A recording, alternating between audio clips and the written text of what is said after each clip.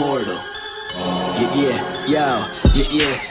Came out the portal, immortal into a human body. I've been existing way before the earth had Anunnakis. Intergalactical battles, intergalactical travels, infinitely going through stars. The universe will unravel all of its secrets, peep it. I'm starting to leak it. Time for truth is coming, 100, it's time to seek it. Expanding my perception through the spectrum of light. I'm going in with spectrum and the shit's out of sight. We indigo children, yeah, we building frequencies through the ceiling. Penetrating through reality, a marvelous feeling. Regardless, we're healing these humans that be claiming we demonic. The resonance goes over their heads, we super cosmic. The logic is ignorance mixed with fear in your thinking. My pineal gland is flooded, son, that shit don't be blinking. Sinking into your subconscious like a song with no words. The way I come up with these symbols of letters is absurd. Hey yo, my rhymes are like angelic beings. That shit is freeing, so pure that if you were born blind, I'll have you seeing. Breathing in a multi-dimensional light so captivating. Double helix is nonsense, so what I'm activating. Feel the power from within, seeping right through my skin. From the earth into my feet as it goes up to my chin. It got me grinning,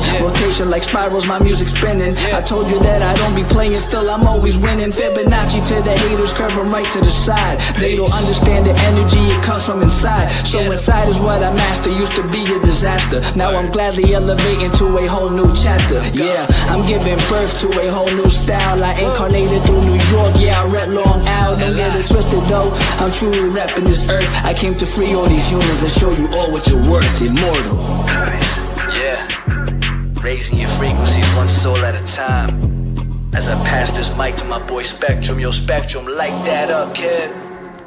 They tried to tell me I'm mortal, I told them I was immortal. They asked me what makes me different, I asked them what makes you normal. I just followed my morals and I unfollowed the formal. Hopped on a track with crews, now we straight cruising through portals. I download the Metatron, I'm reversing it till I'm dead and gone. If you think I'm dope, you said it wrong. Not trying to flex, but I'm hella strong. Mine did things you never seen. When I say mine, you know what I mean. I'm the most when I'm in my mode, and y'all average is like the mean. I really didn't mean to go intervene. I'm the middleman chilling in between. You should do the math, we ain't keeping score. But I just hit a 3.14. I cook it up, make it look easy as pie. I'm moving in silence and seeing the sign. I am the G. If you remove me, all you gon' see is your sins. This is a big game of six. The simulation is breaking again. I'm taking control, creating my soul. And if the truth fits, I'm breaking it in. Breaking it. All I really know is that I'll never know. I've been here for forever, don't know when to go. I think that indicates that I'm an indigo. In that case, I'm in the go. Green light, my heart, chakra booming. Solar plexus, Lexus zooming. You assuming that I'm human. I'm just being what you doing. I've been teaching teachers frequently. It's apparent I'm a parent when it comes to raising frequencies. The way I'm living life, I haven't rest in peace recently. Immortal with my technique, but my ego dying easily. Death is teasing me by leaving me with DMT. Now it seems to me that everything I see is seeing me. Life is just an infinite circle with a twist. I used to wanna be like them, now they do not exist. Immortal.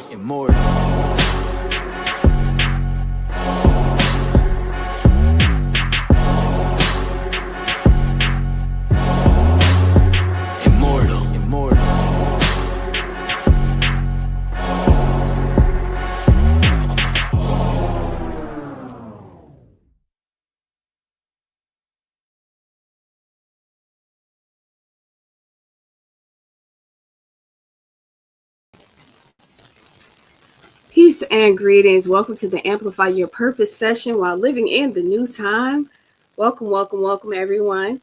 My name is Eshe, Naira Kin 211, the Blue Electric Monkey. Just doing a quick sound check, making sure you all can hear me clearly. Someone could indicate that in the chat. I would greatly appreciate that. I'm going to have an amazing session today. And just making sure y'all can hear me clearly. All right, thank you so much.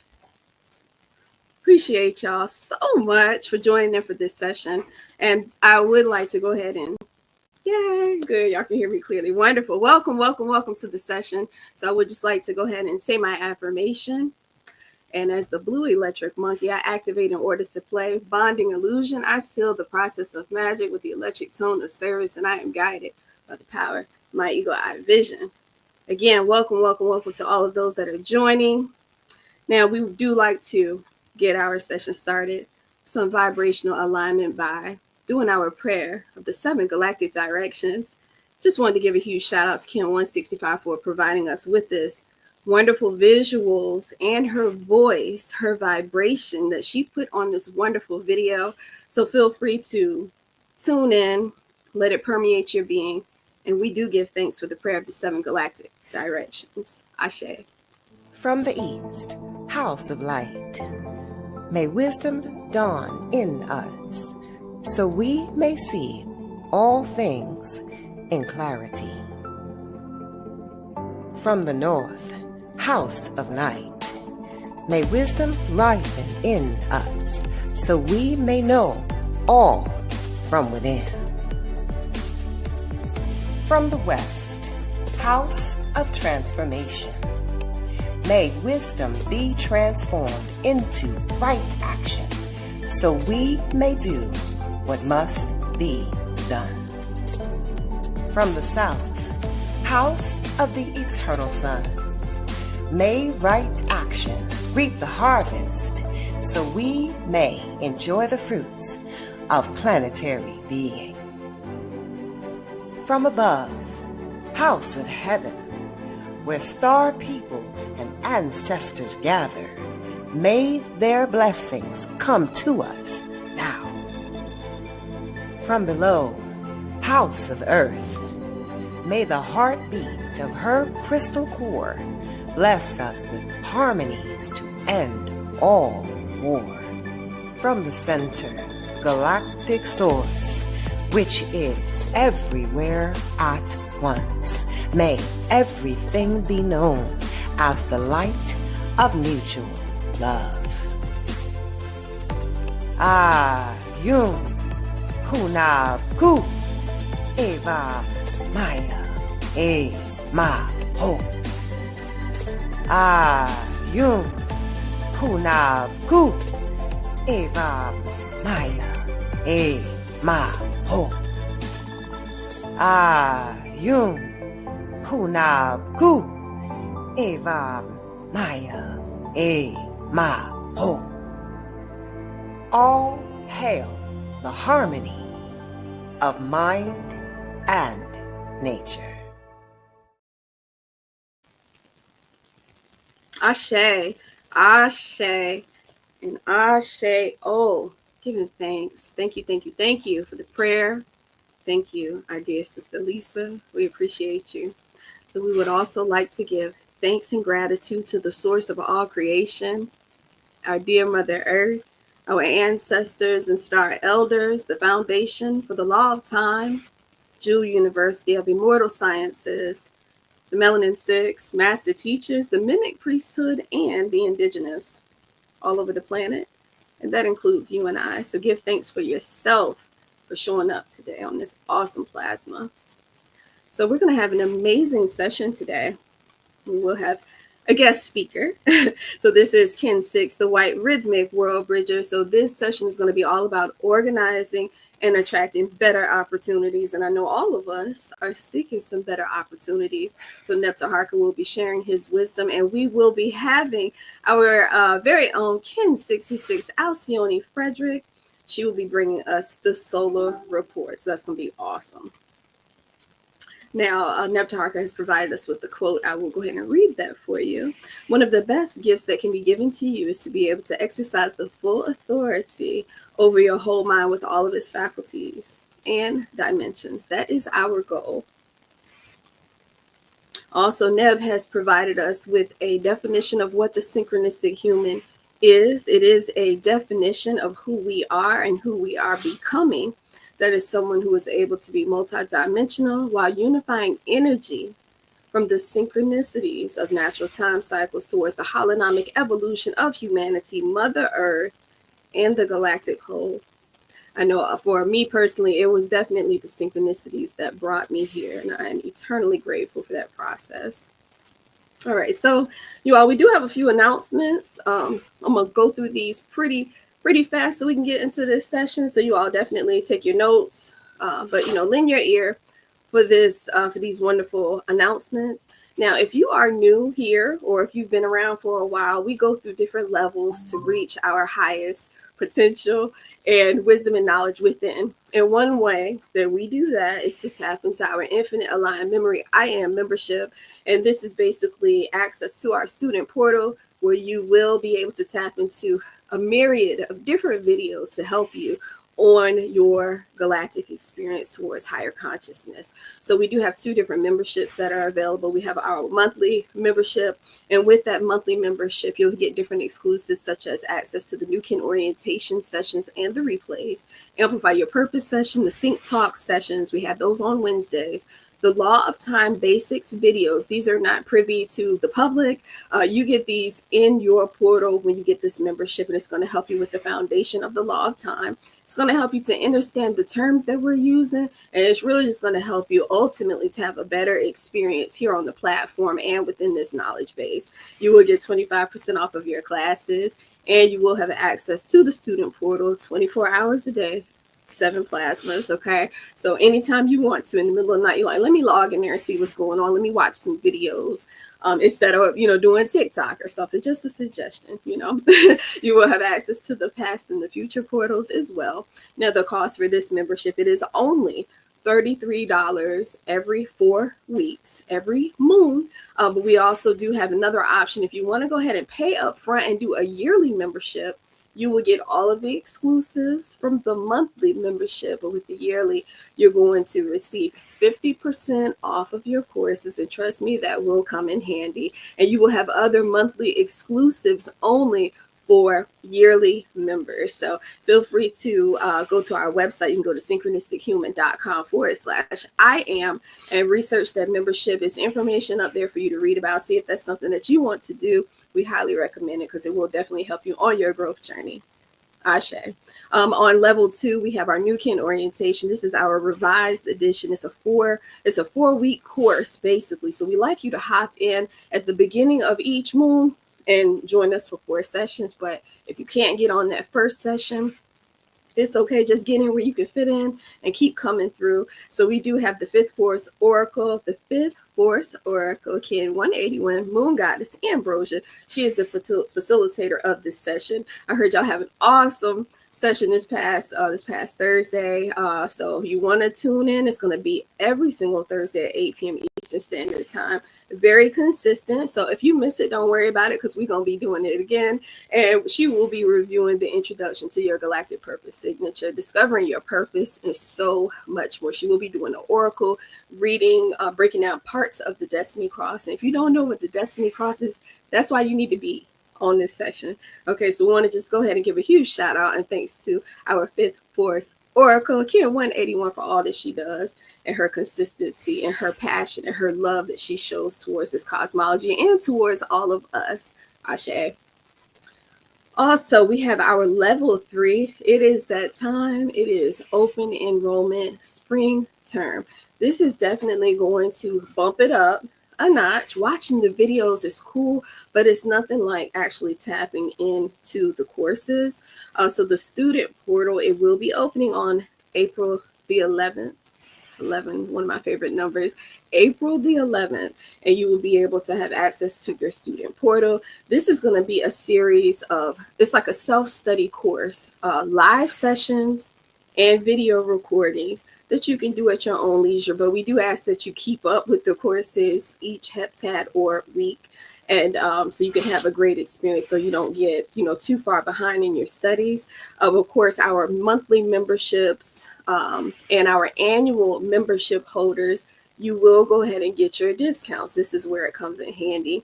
So you have the Law of Time Basics videos, courses, and the Law of Time 200 Intermediate. That's going to kind of get you started. That's your Natural Time 4D courses. And then we have our Hollow Mind Perceiver 5D courses. That's a series of courses of the Hollow Mind Perceiver, Mind Science, HMP 421, all the way up to the advanced levels.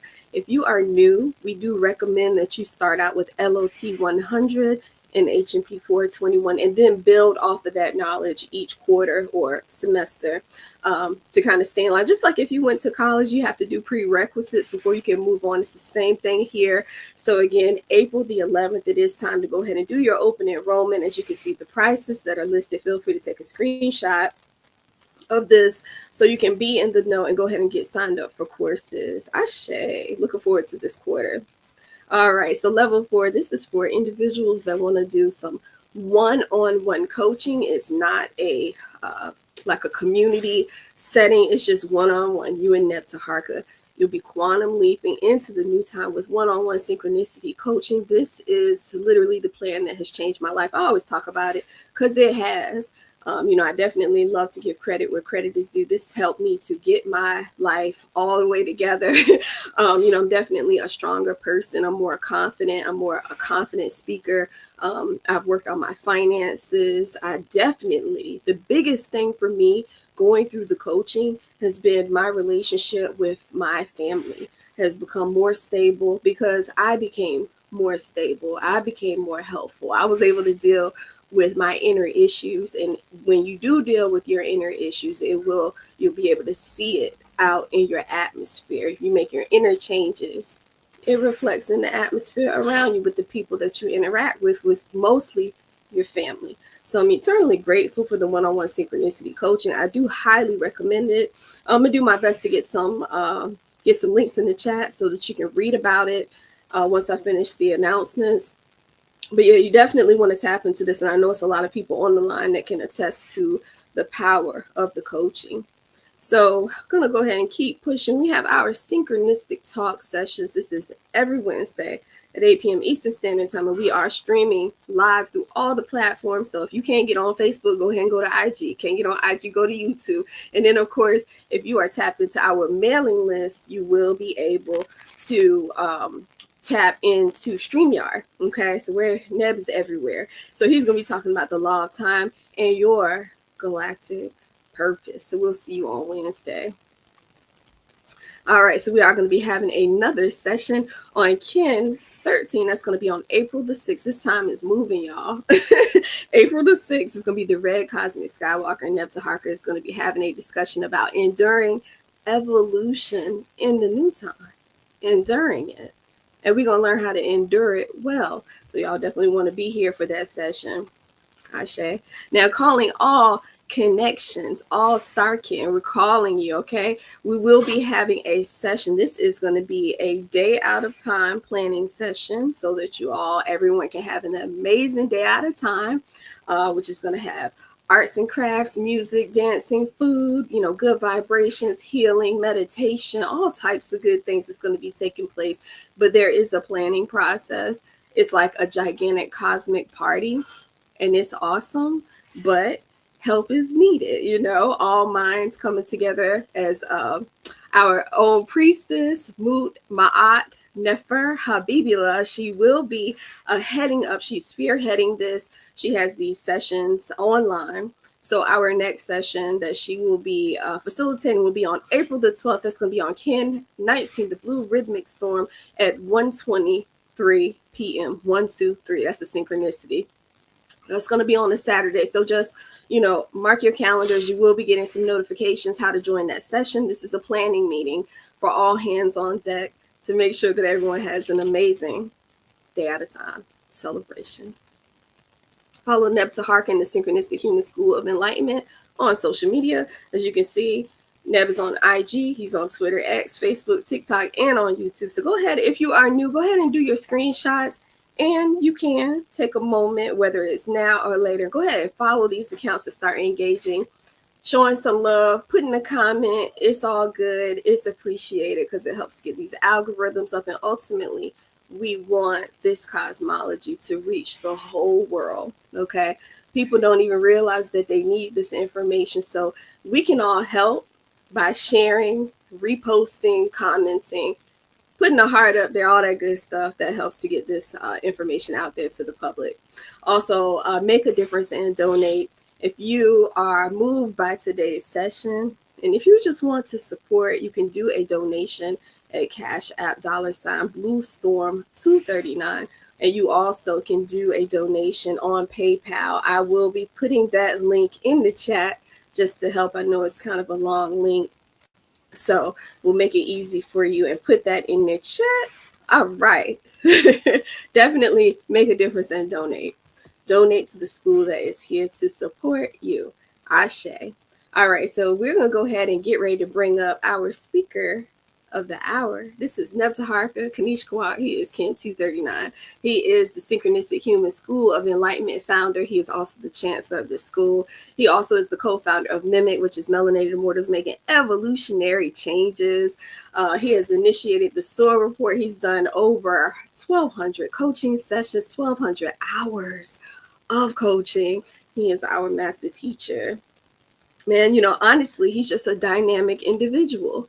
And I'm always grateful and thankful for the wisdom that he shares, because he is not that old, but he has the wisdom of the ages in his heart and in his mind. And he takes that time to share. He could be doing anything, but he takes the time to share that with us. So y'all, show your love and your gratitude for Nebtaharka Kanish Kawak. And those of you that are new to the platform, just buckle up and hold on tight, because you are in for a ride. Ashe, y'all enjoy the session.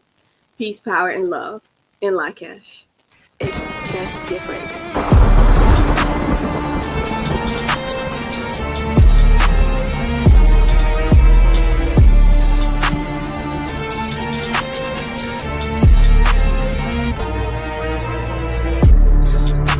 I am the world changer, coded by the blue storm. My number is 19, the power of all number. I am the master alchemist, the force behind the philosopher's stone. Skilled at the art of transmutation. I am the catalytic transformer of world consciousness and planetary living. I oversee the changes of the weather. I am the thunder that shatters your world systems. I am the transport of clouds filled with lightning, to illuminate the truth behind your illusions. I am the bringer of the drenching rains that purifies. It was I who caused the triple Aztec monuments of the Avatar archetype to appear in the ancient temple grounds. I oversee the morning and the evening stars. I behold the creator of the fifth sun, the present world. Sent forth am I to dwell among you, calling forth the sixth sun. For the great regeneration of the world's soul, to know me is to know your own power of self-generation. To know me is to know your own power of self-generation. Self-generation is power. I am the transport of clouds filled with lightning, to illuminate the truth behind your illusions. I am the bringer of the drenching rains that purifies.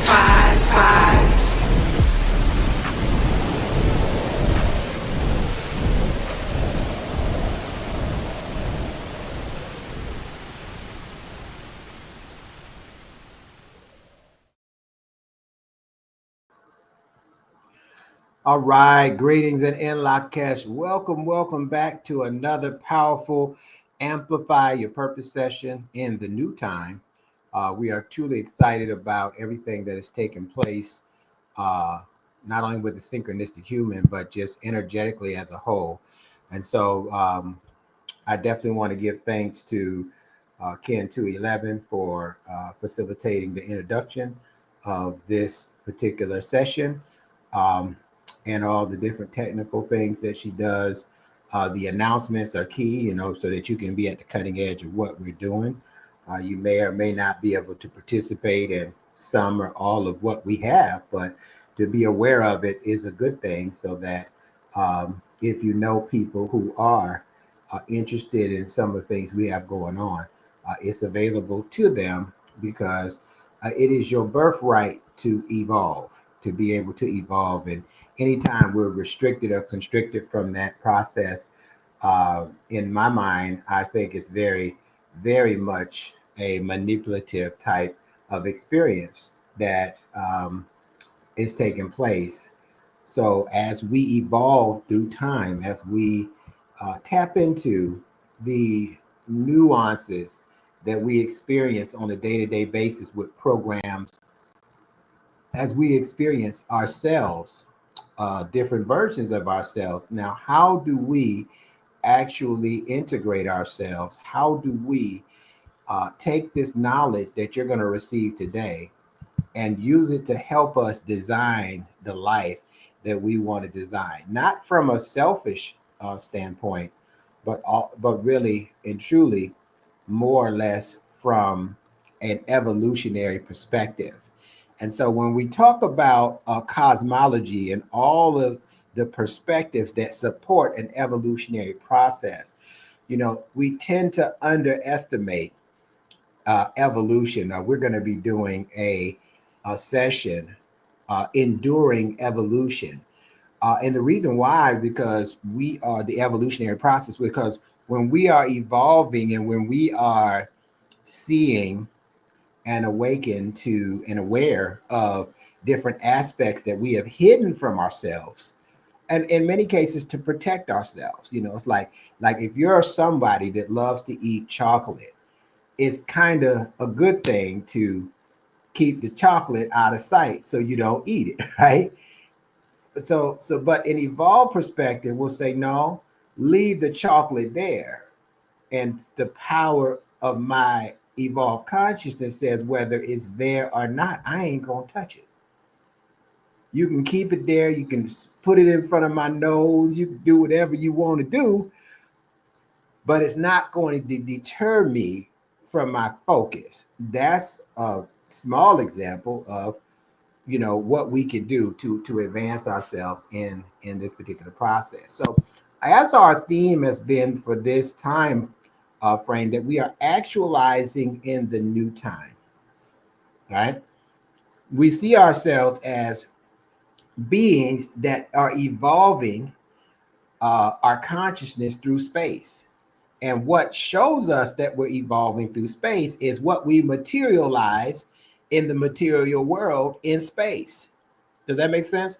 So that's something that, they just talking fancy. They just talking about evolving and evolving in space. Man, that sounds cool. I'm gonna say that on my next podcast. No, but just think about it. That in the 3D, the space is an unlimited field of consciousness. And when you incarnate with a body, how do you actually know that you're evolving in the phenomenal world or the material world, so to speak? Well, what it is, and this is what I love about the law of time, is that from the perspective of the law of time, that's said to be more of a fourth dimensional perspective. From this perspective, it says energy factored by time is art. Now, just think about the brilliance of that. Energy, your energy that you put into things, factored by time. So the question is, what is this thing called time? The energy that I put into what? A phone with a digital clock, or energy that I put into a calendar? No. So energy factored by time. So what is the factor of time? That time is the evolution of consciousness. And how you see the consciousness that's evolved is based on what we create. And that's the art that we bring based on our galactic purpose to this planet. So when we talk about actualizing in the new time, we're not talking about projecting. We're not talking about actually realizing or conceptualizing. That all leads to actualizing. And the actualization of it is really what we can put in place, that happens, that we experience. And I like to use the word with the power of intention, because happenstance is not a strategy. Okay, so let's go ahead and move forward, because we have some really powerful things for you. I want to definitely welcome all of you. If you're new, we've been doing this platform in an open forum. We've been streaming live, so those who are not part of our organization can kind of kick the tires and see what is this organization about, how are they evolving, what concepts are they using, so that you can see, is that something that makes sense to you like it did to me 9 years ago. And if it does, you're in the right space, in the right time, in the right mindset to be able to effectuate the kind of change and really use the faculties, that many of which are dormant, by unlocking them, by following the synchronic order, so you can use that to help you get where you want to be in rapid fashion. All right, so let's go ahead and get into today's session. So today we're going to be talking about organize and attract better opportunities. Now, is there anyone that thinks that they don't need to attract better opportunities? I need to attract better opportunities. I think the best person on the planet would need to do so as well. So it's very important that we put ourselves in a position to tap in to better opportunities. Now, one of the things that we do to support this, I really, from my experience, can see that I really understand and understand that we need a support, we need a foundation. And so one of the things that I realized now that I didn't know at the beginning of my tenure with this is I did not know the level of the covering that this provides to support your evolution. Now, when you just evolving bodaciously and you swimming upstream, a lot of our concepts swim upstream, they're not with the mainstream, then it kind of steps on toes and it kind of makes people, get a little bit nervous about what you're able to do and will you come against them.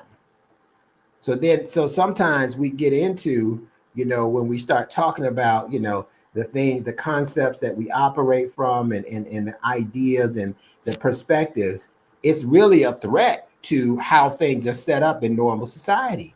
So you have to have a spiritual system. This is not something, and I've learned this, the hard way. It's not something you can do by yourself. You got to have a support system. You got to have a team. You got to have a covering, because the energy that it takes to swim upstream like the salmon and access what wasn't designed really or programmed for you to access, can take quite a bit of energy. So we use the cosmology to help support us. Let me give you an example. The 13 moon calendar is one of the basic foundational hallmarks of how we disrupt the systemic programming of the Gregorian calendar and what we call artificial time and artificial intelligence. Now, what this is based on is that as they track the moon, it takes a mean average of 28 days to revolve around the earth. Now, we mainly just focus on, well, how long does it take the earth to revolve around the sun? So now when we add this layer to it, wow, what does that energy do for us in our creative power? We found it done a great deal. In fact, when we relate it to the female avatar, right? The female avatar has 13 menstruation cycles that are 28 days each when it's normal. But the problem is we've been trying to cram 13 natural cycles into 12 artificial cycles, and it's created quite a degree of disruption from the perspective that I'm looking at it at, and anybody who really looks at it. So how can we get this normalized and this natural time thing working on our behalf? Well, we also need to understand another cycle, and this is the cycle of your incarnation. Your cycle of your incarnation, the gestation period of a human, is about 260 days, according to the cosmology. So we have another calendar that you can see on the right. It looks like an X or a double helix on it. And this in particular is designed, this is the galactic DNA that reflects the gestation period. In other words, from when you were conceived until when you were born into this reality. So it's about a 260-day process, and give or take a couple of days. It's a little more accurate than 9 months, right? But in that, there's a star system. There is a cosmology of the dynamic frequencies of light, the 20 dynamic frequencies of light, and the 13 cosmic tones.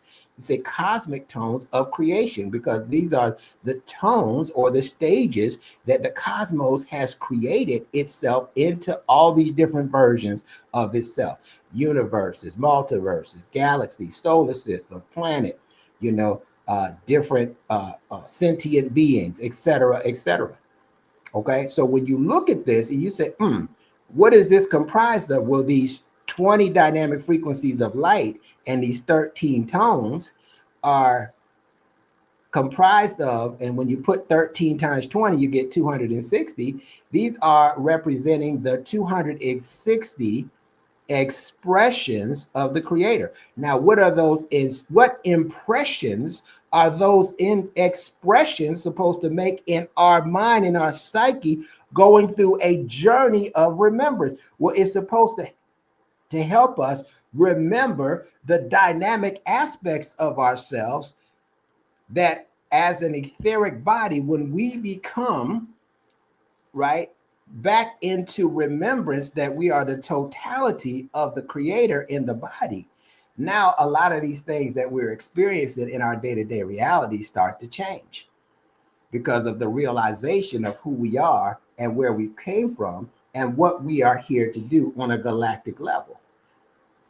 And so those are the type of things that really impress me about this. And so with that foundation, I can do anything.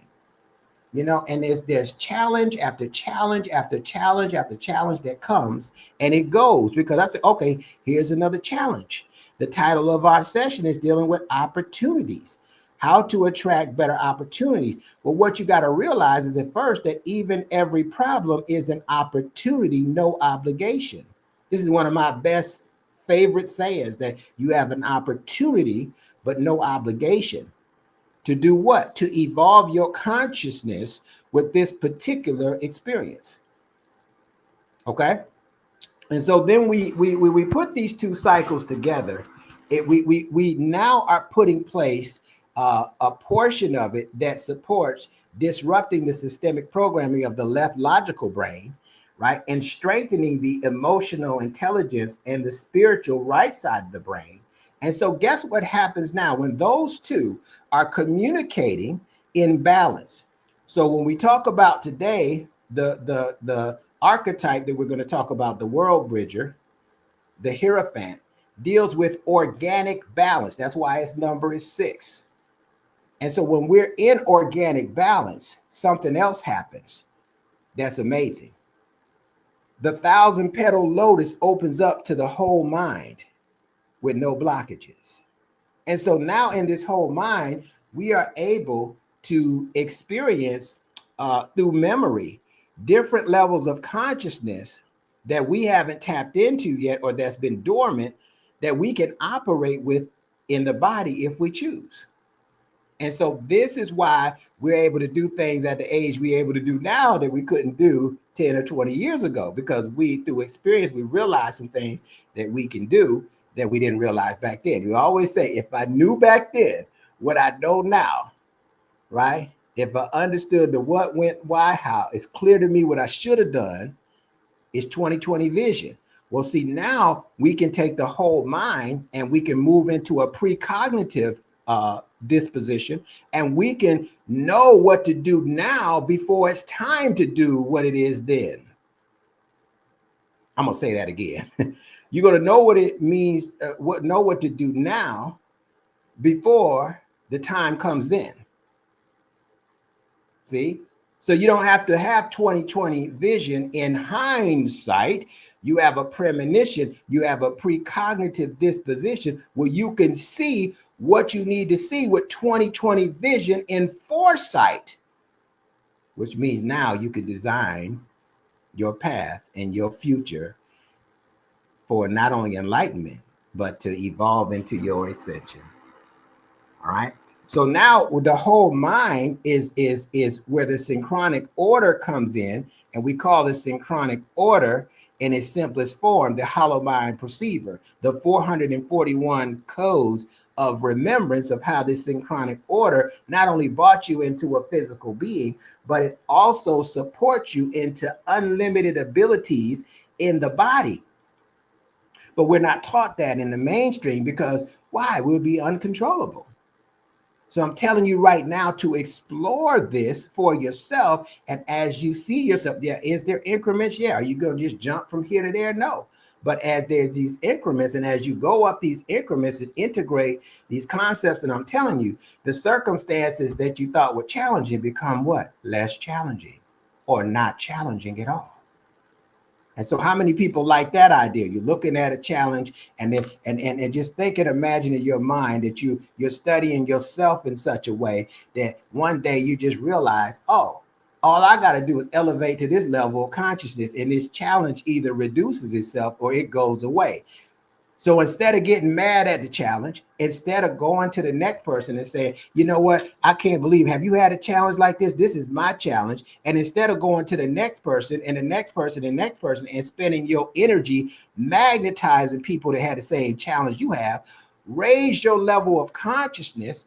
Neptaharka, raise your level of consciousness and say, hey, now watch this challenge reduce itself and watch it disappear. And now, instead of me telling you what I'm going to do, let me show you what I did. And anybody can benefit from that.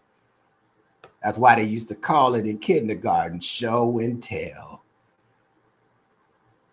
If I tell you, you might get the message mixed up, especially if I do it on a text message or some kind of telegram. But boy, if I show you, it's hard to doubt what I'm showing you. You see? So this is the concept that we're operating with. And when you, for those of you that are listening for the first or second time, or you just been sticking your toe into the cosmology, once you get the concept, and this is why I talk about this every second, the concept, your critical thinking skills come on, and you take all the brilliant gifts that you have and all the knowledge and experience that you have, and now you're able to synchronize it together, and you're able to quantum leap yourself, catapult yourself into the direction that you want to go. But you need to know the concept. You just can't be on the surface with this. Ashe?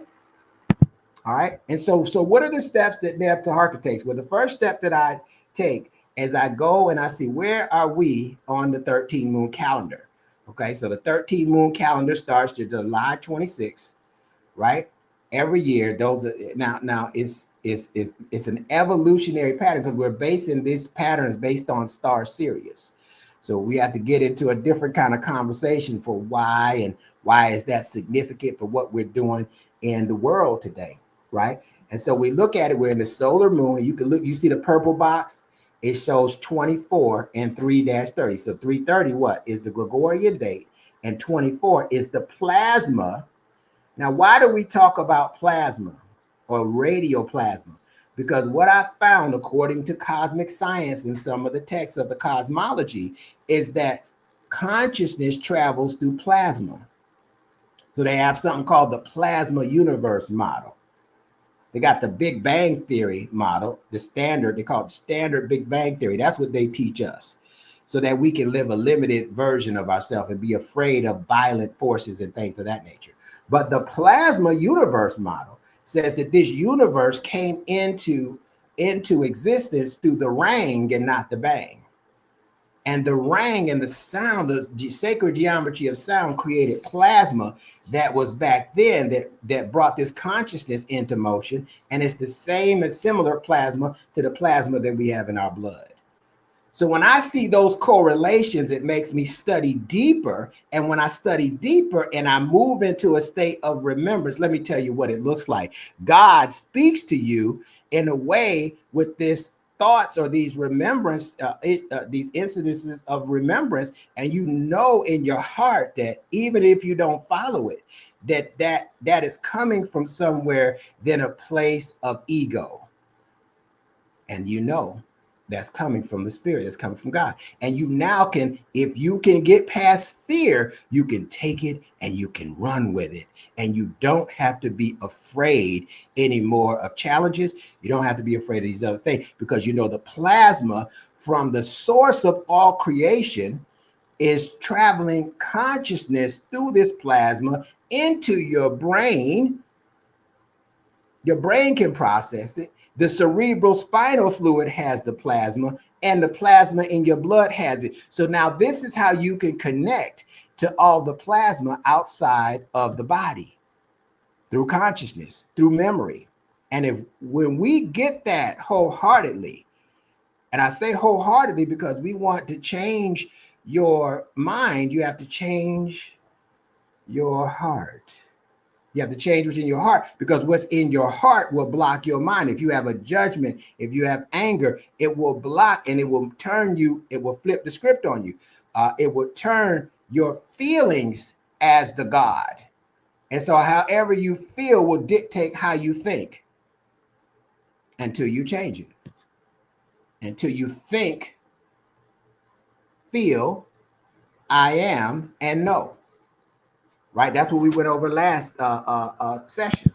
All right. So now let's look at step 2. I look at the double helix. I look at the let's see here. Okay.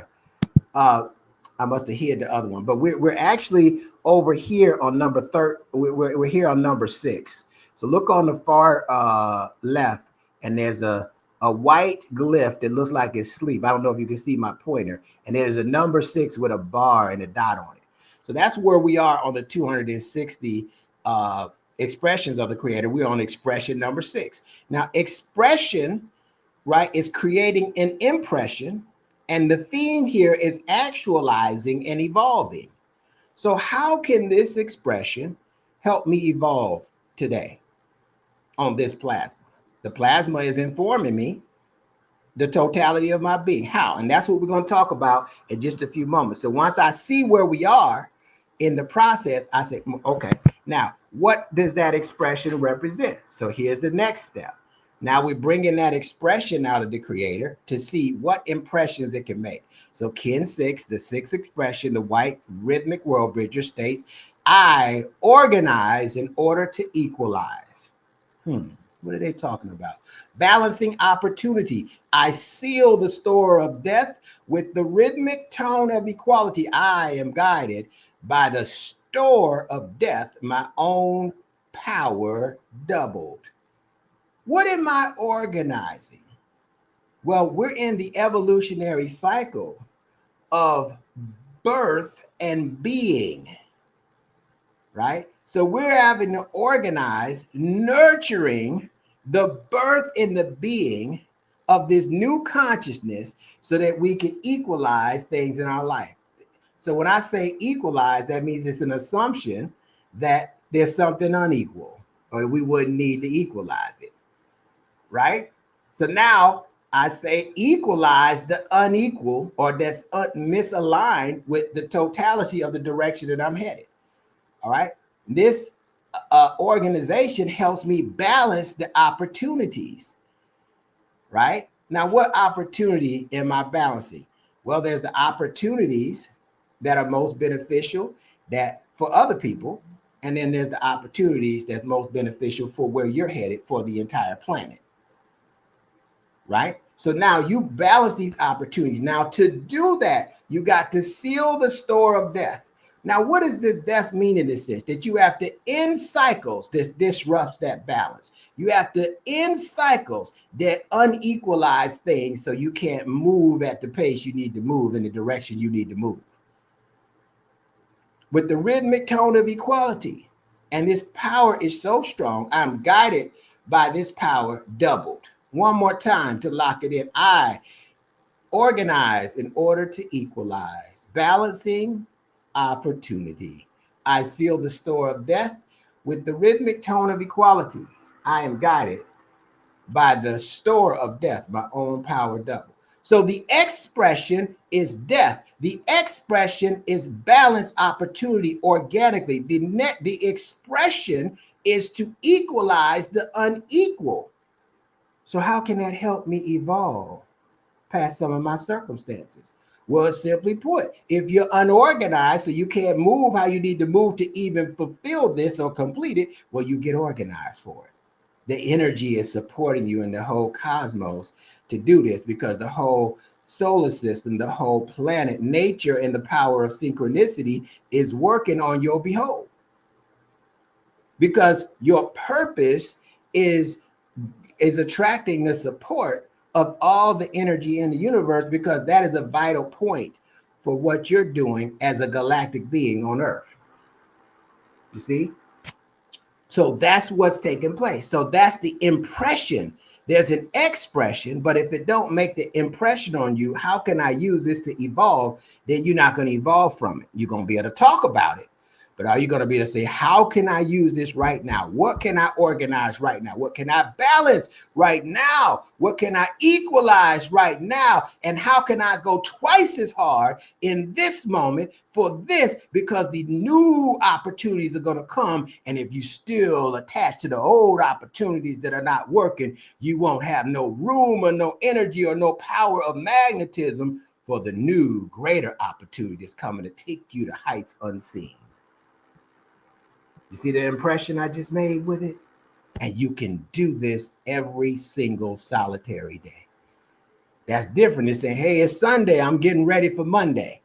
No, we doing some balancing here because we're getting some new opportunities in line to come up into the wheelhouse for what we're going to do now. All right. So now what happens when we know the kin, step 3 is we put it all on one sheet. This is called the synchronometer. So we got the 260-day calendar mixed in with the 13-moon calendar and the kins on here too. So now that we see we're in the 9th moon, which is called the solar Jaguar moon, look at what it says. How do I attain my purpose? I went through January all through December, and none of them asked me how to do that. Does that mean there's something wrong with that? That had its time. That program is obsolete for what I'm doing right now. But this is asking me every single 28 plasmas, how do I attain my purpose? And you know what I found out? Let me tell you what I figured out. When I ask my brain a question, I empower it to come up with answers. When I say I can't and I won't and ain't nothing working right, okay, then I'm giving the answer to my brain on how to operate. So the question you want to ask yourself, how do I attain my purpose?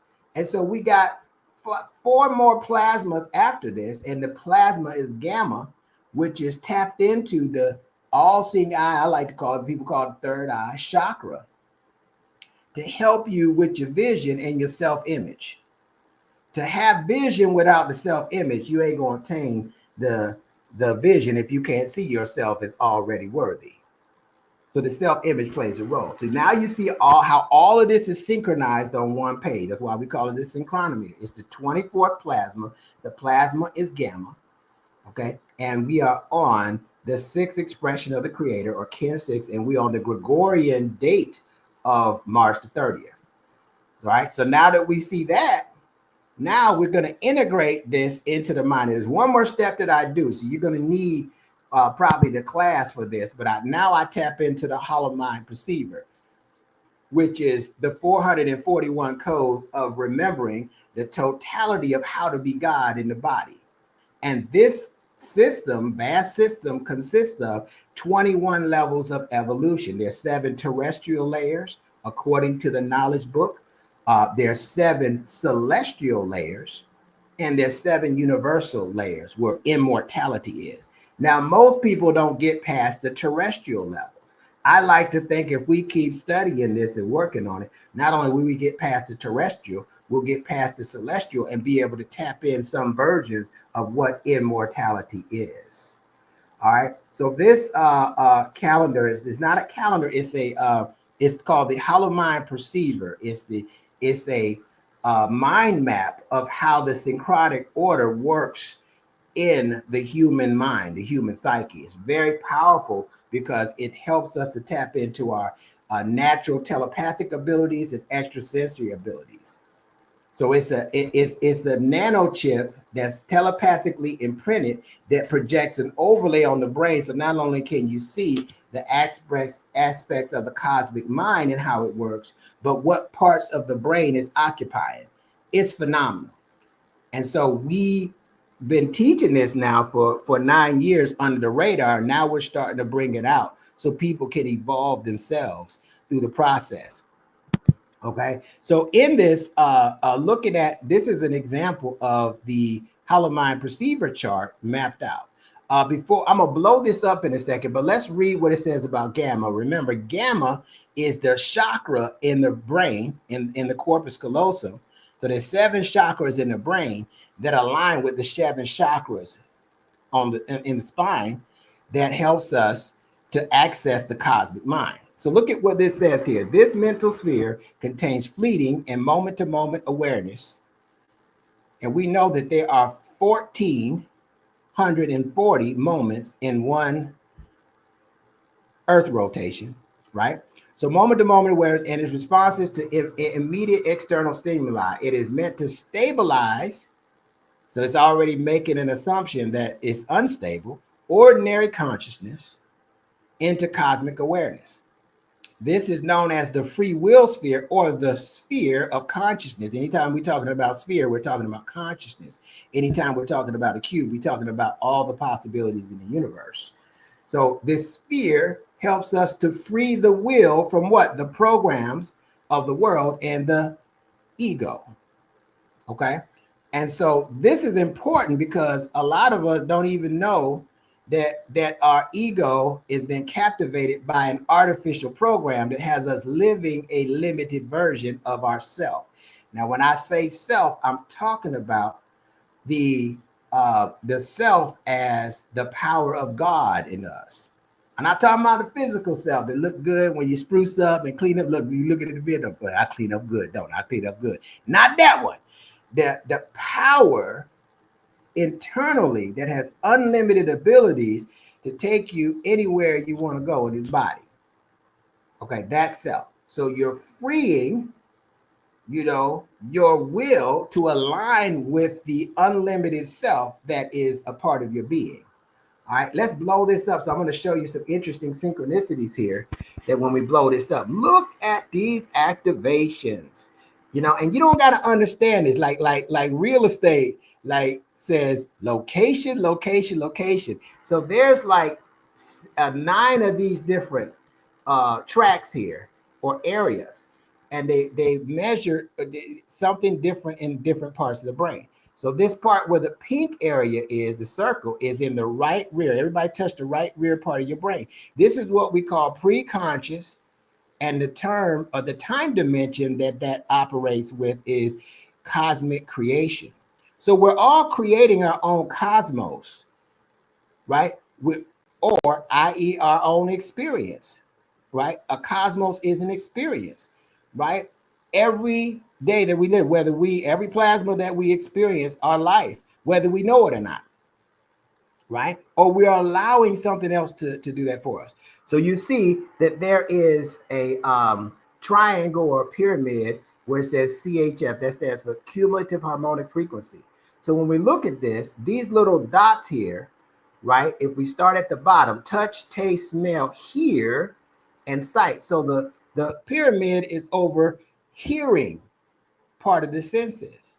So this is telling us in pre-consciousness, before we create our cosmos, that we need to shift from hearing, which is limited to the body, into the extrasensory perception of hearing, which is auditory consciousness. And when we shift into auditory consciousness, we can hear things without sound. And so we're being shown to evolve how we're listening and how we're hearing things before we create this next version of our experience, or this cosmic experience that we're having. And then you see that it says space, time, and the synchronicity coordinates, the synchronic order, is all operating in the same space. Pre-consciousness and cosmic creation. So what is showing location, location, location, where the smaller the area where there's more activations, all it means we need to pay close attention to that. It's a very intense activation there. And now we need to use that to help us advance us in areas the program can't. Woo-wee, powerful. Also, you see this green box here, and you look at the eye of Horus over here, but the all-seeing eye. So we're on gamma, and so what's interesting, this is called the master coordinating frequency, and also the kin equivalent, which is the rhythmic moon. 149 is the rhythmic moon that's dealing with purifying the heart. So as we purify the heart, right, and as we purify our vision and the image that we have of ourselves, we now go into pre-consciousness and we say, with this purified heart, with this purified mind and vision, we are going to create a new cosmic experience on earth that we haven't experienced yet. You see, so when you take the class of the Hollow Mind Perceiver, it shows you how to read the synchronic order and how your mind is all playing out in your mind so that you can use this as an extrasensory power to overcome and override the challenges that you're having in your personal life and societal, as well as in the world and the earth altogether. So that's what happens. Now, once you remember, talk about cosmic awareness, by stabilizing ordinary consciousness in the cosmic awareness. Now that you're into cosmic awareness, you can't unstretch your mind that's been stretched. What do they say? Once your mind has been stretched, it can never go back to its original state. I want you to think about the power in all of that. All right. And so in going deeper into the topic, organize and attract better opportunities, first you have to organize the organs and the organ systems within yourself. So that's what we were doing, right? We were getting our mind in order or organized based on the synchronic order, so the opportunities would just flow like they do in the cosmos, right? And so now, how do we do this? Well, I got a couple things to say. To organize and attract better opportunities. So once you organize your organ systems, and once you organize the cosmic cycles that's already there to support us into our purpose unfolding, now we need to look at, well, how do we, now that we can do that bigger thing, just think about how to find a better job that way, or a business, or how do you start a mosque, or how do you start a priesthood, or how do you start and use your art? What if you're a artist, a musical artist, you know, whatever it is, now you've got the whole synchronic order on working on your behold. Now you're going to be attracting opportunities based on the whole synchronic order and not just the limited version that you think of yourself, or the programs have limited our thinking to. So look at what it says. This is actually what the AI response is. And I like doing the AI response, the artificial intelligence response, and the absolute intelligence. That's big A, big I, and show the cosmology, how the cosmology is intertwined with that. So look at what it says. So to attract better opportunities, focus on building a strong personal brand. I say strong personal philosophy of cosmology. Actively seeking out opportunities. Now, actively seeking out opportunities, what did it mean? That means we waiting for opportunities come to us, or are we actively, meaning right now, we're looking for and seeking opportunities? That's what actively means, right? And consistently demonstrating your skills and value. So if you're demonstrating your skills and value, now one of the things that I've realized, that many of us are gifted, many of us are talented, but some of us are not able to make the kind of money that we want for whatever reason, attract the kind of relationships we want in that process, or we're dealing with health challenges, right? So what happens is the skills that you have to obtain this needs to upgrade. So it's not the talent and the gifts, it's the skills of how you integrate those talents and gifts in the marketplace. And AI can't teach you that, but the hollow mind perceiver can, right? So what happens is when you demonstrate your skills, people see the value. And I always say people go where they see value. Well, I can't get nobody to have a relationship with me. Well, that's because they don't see no value. You don't see your value. So you might not be actively seeking to demonstrate your skill sets if you have the skills, so that they can see the skills and see the value in you as a being to be in a partnership or companions of destiny type of arrangement with one another.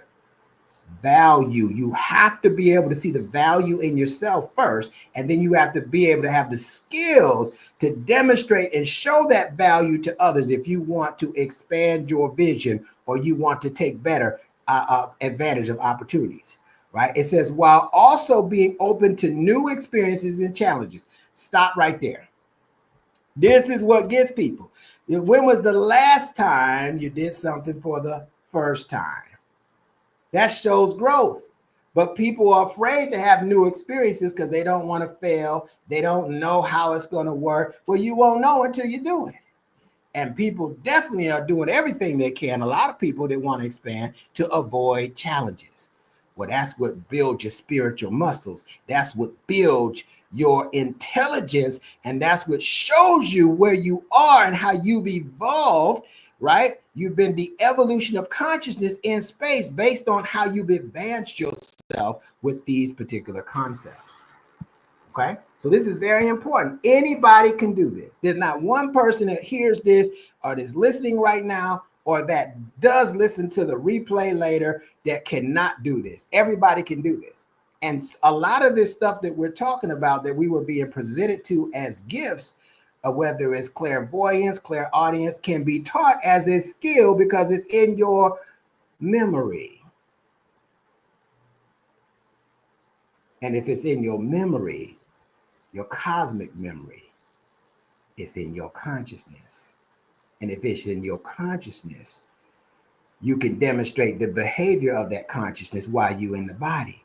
And if you could demonstrate the behavior of that consciousness while you're in the body, the behavior, be it and having, become one. And now you can have what that consciousness attracts.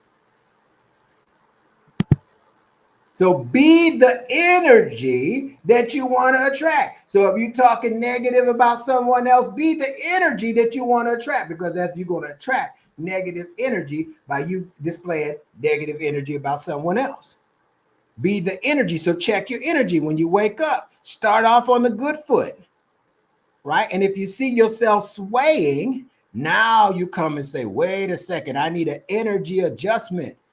And I was doing this myself when my energy was low the other day. I was in my work and I was like, oh my God, man, I just don't feel like doing it today.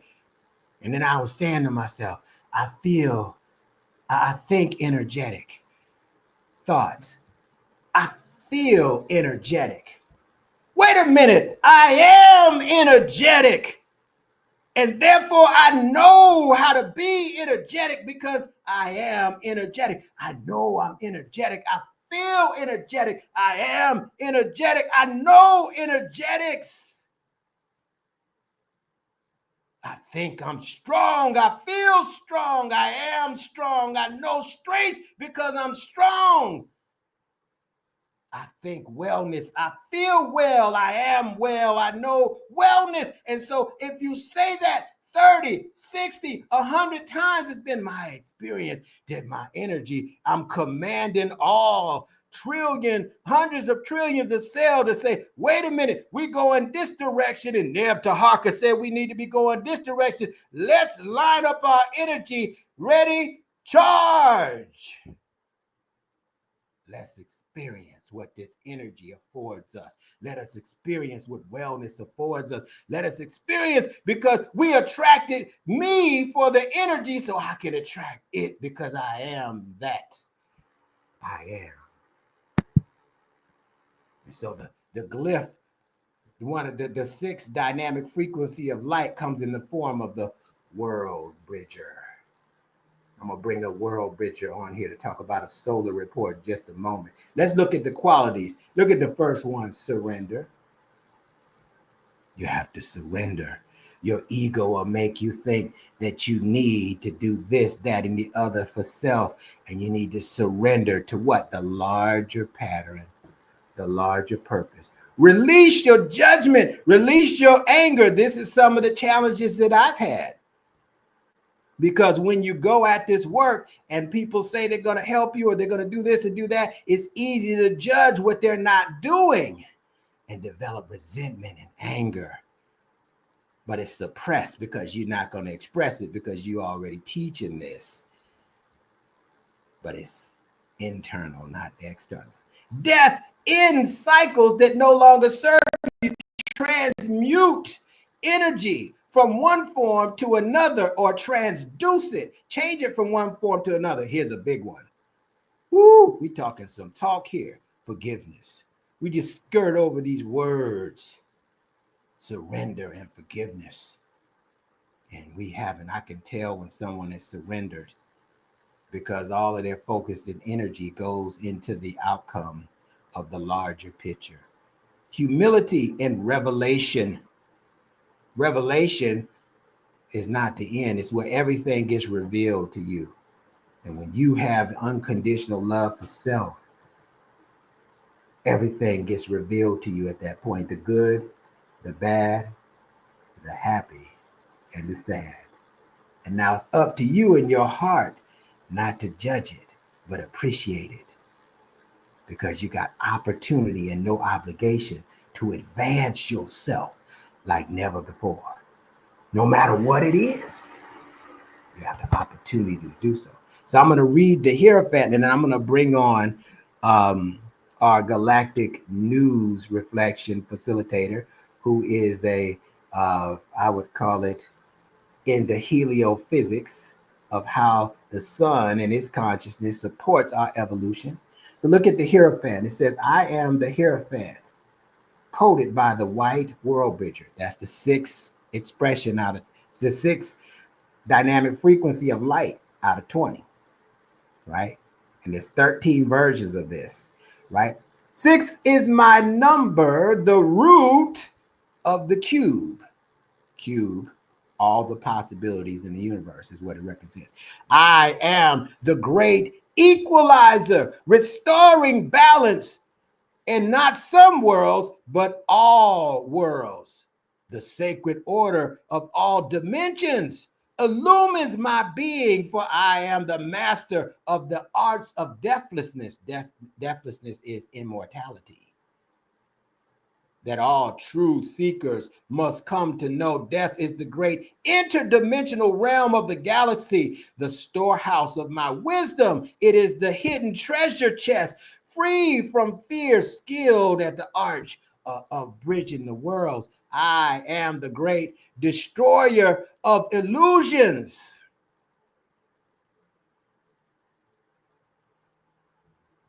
Stripping the varnish of conventionalities, the civilizations overlays. Fathomlessly deep is the extent of my knowledge. In fact, death is the knowledge of light. I reveal all, but only those who know can see what I reveal or see revelations.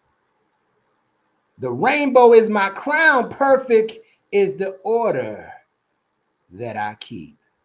To know me is to die to your false self.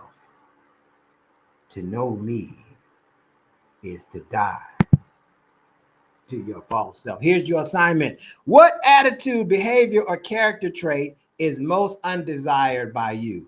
What would it take to end the cycle of those traits? You want to write that down. Then you want to organize yourself to bring death to that aspect of yourself. And choose the new behavior that's in line with your evolved self. So take a snapshot of this. Every time we do this, we have an assignment so you can make what I'm talking about practical.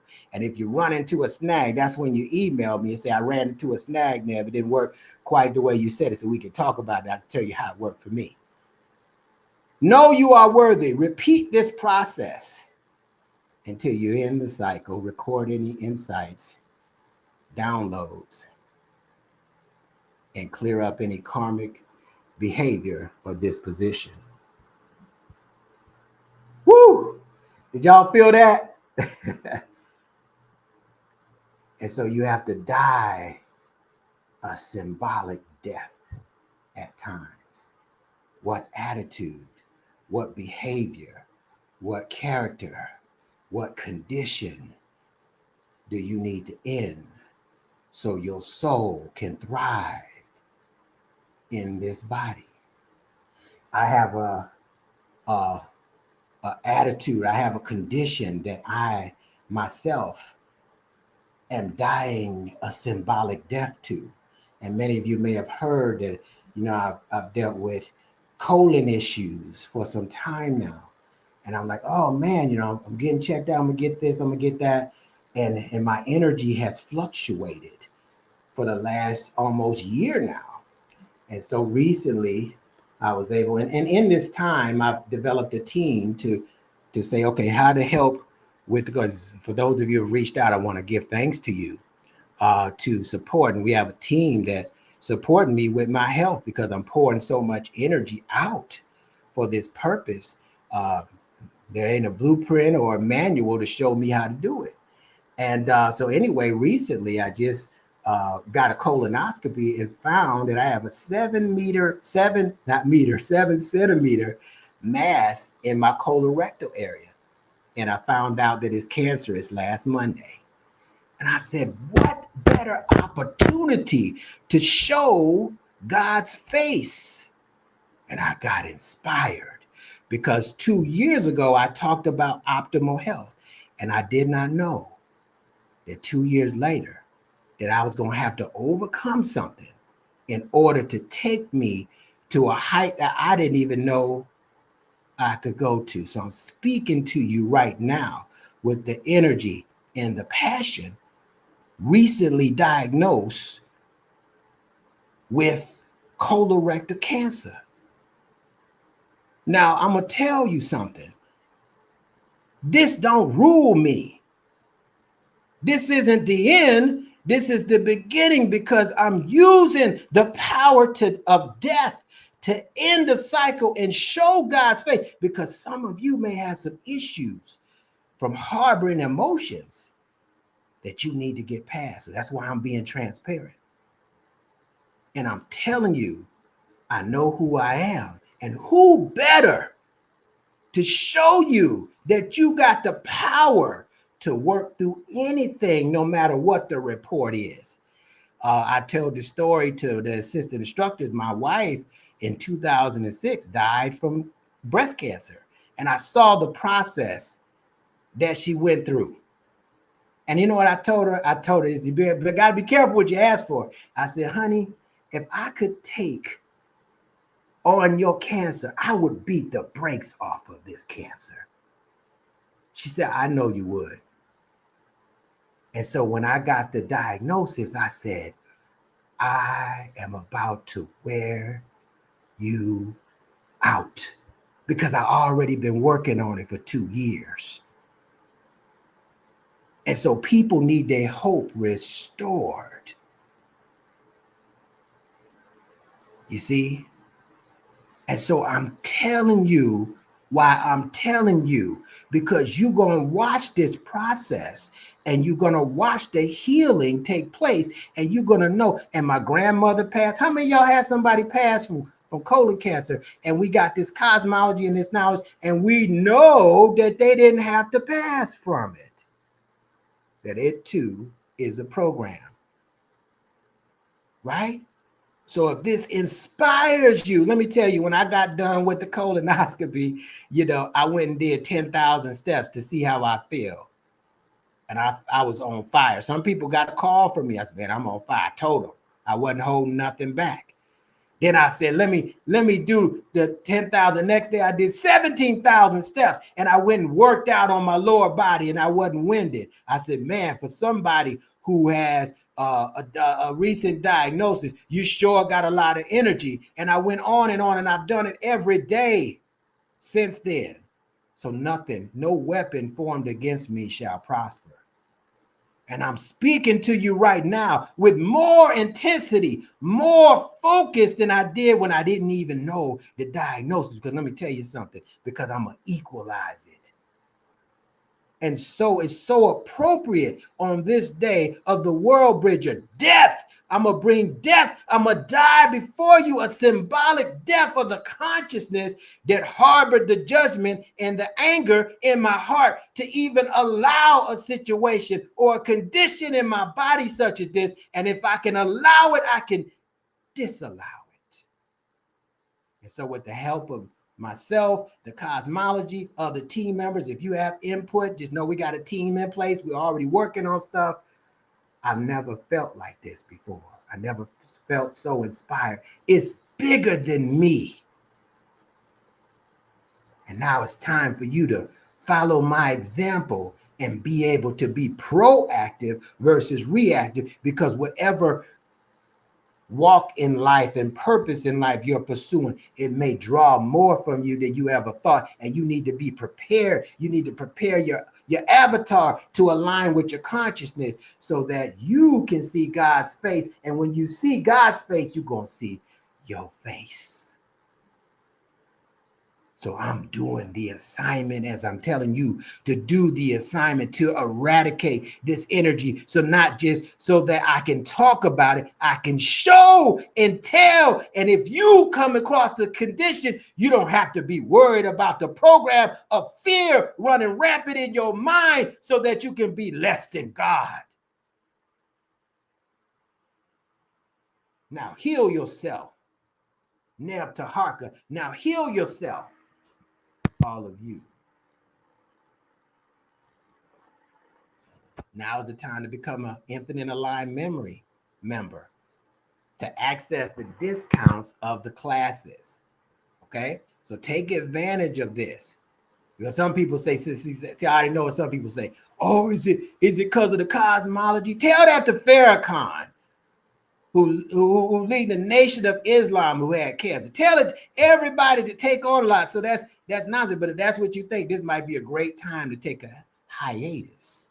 But for those of you that want to see the workings of God, you step up to the plate and you watch and learn and become what you know, so you don't have to suffer in someone else's program ever again. Right? So inquire about the classes. It's going to be a powerful spring semester. There's definitely a few changes that we're making just so I can scale back a little bit, but ain't nothing stopping.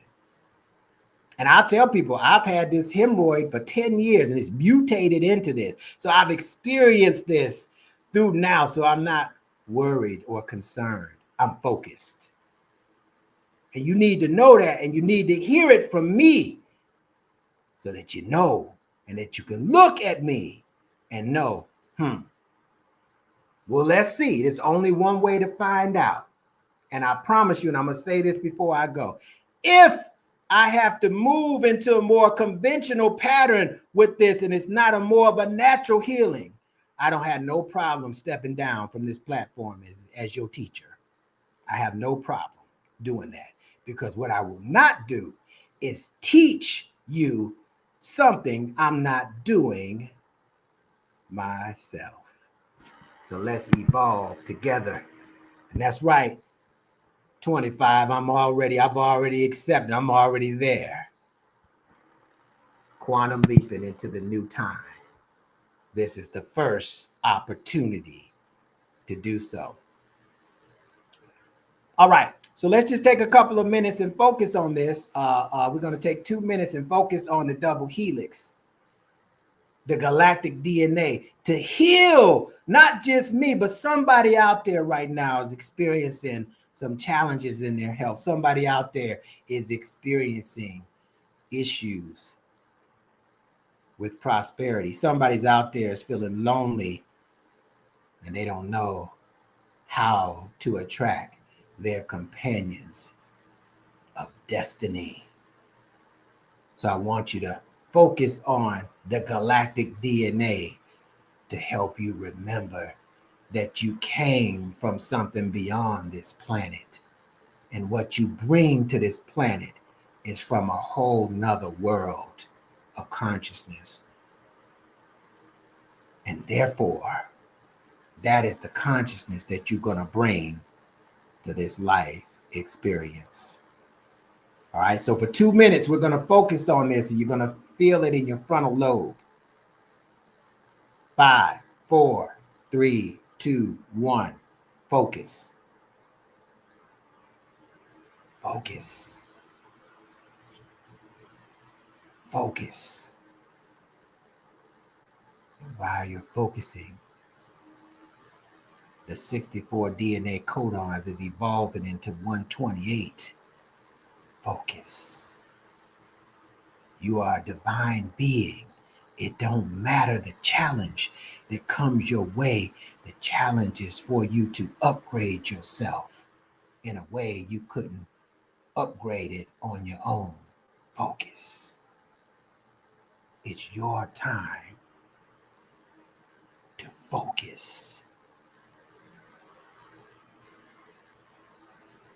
It's your time to declare and decree your power.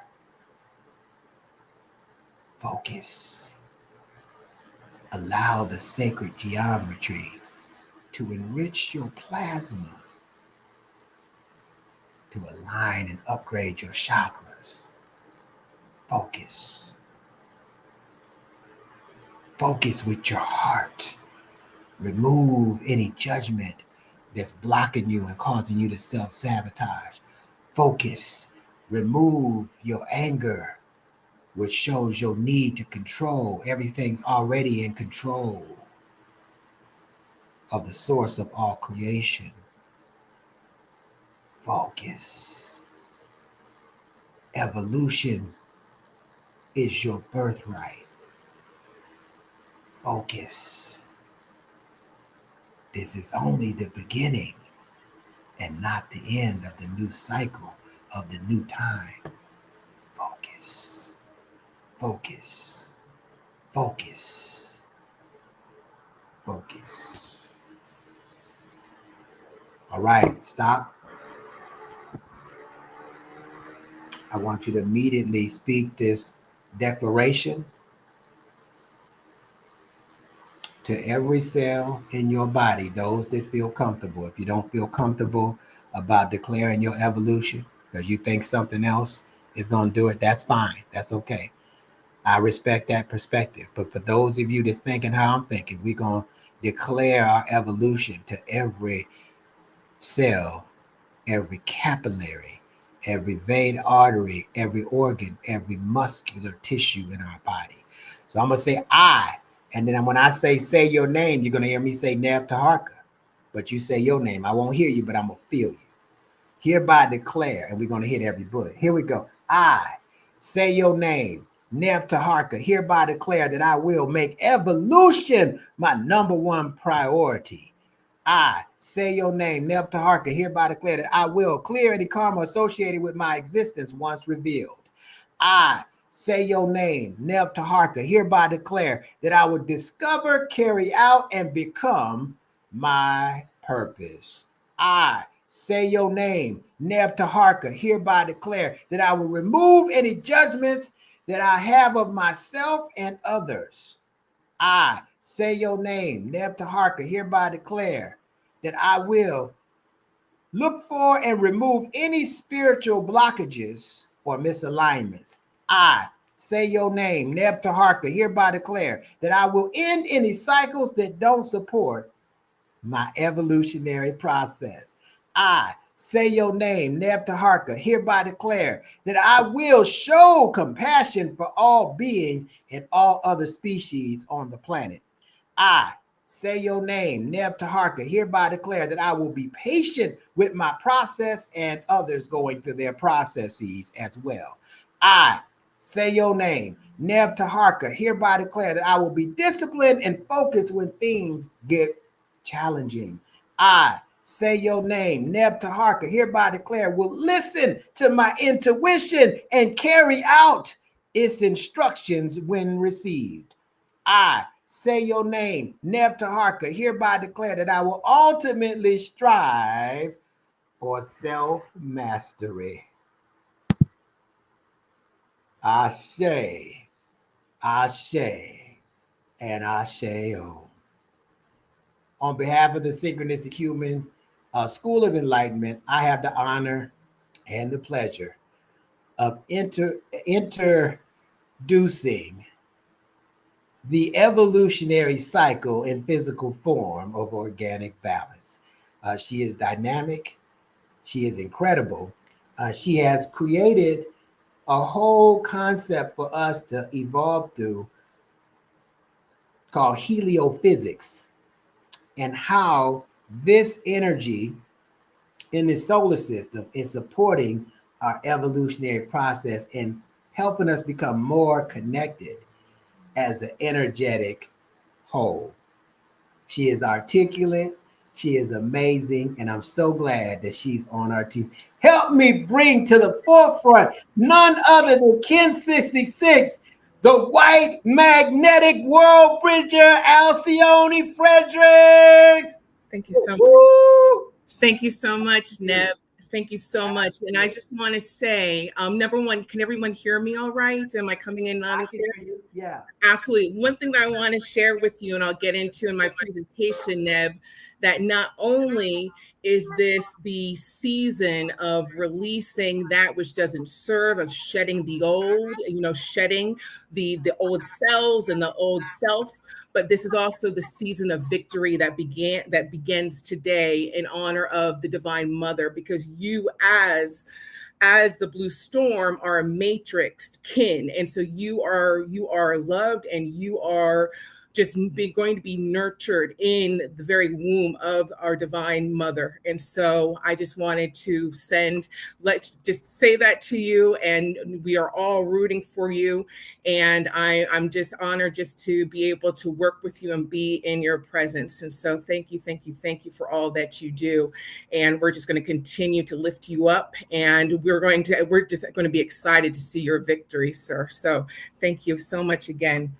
And so everyone, I just want to say hello. My name is Alcione Kin 66, and I unify in order to equalize, attracting opportunity. I seal the store of death with a magnetic tone of service, with a magnetic tone of purpose, because I'm in service right now. I'm guided by my own power doubled. And so it's my honor to be with you today. I am going to share my screen with you right now. And so just give it a moment, and please do let me know if you're able to see the screen appropriately. Okay, there we go. Excellent.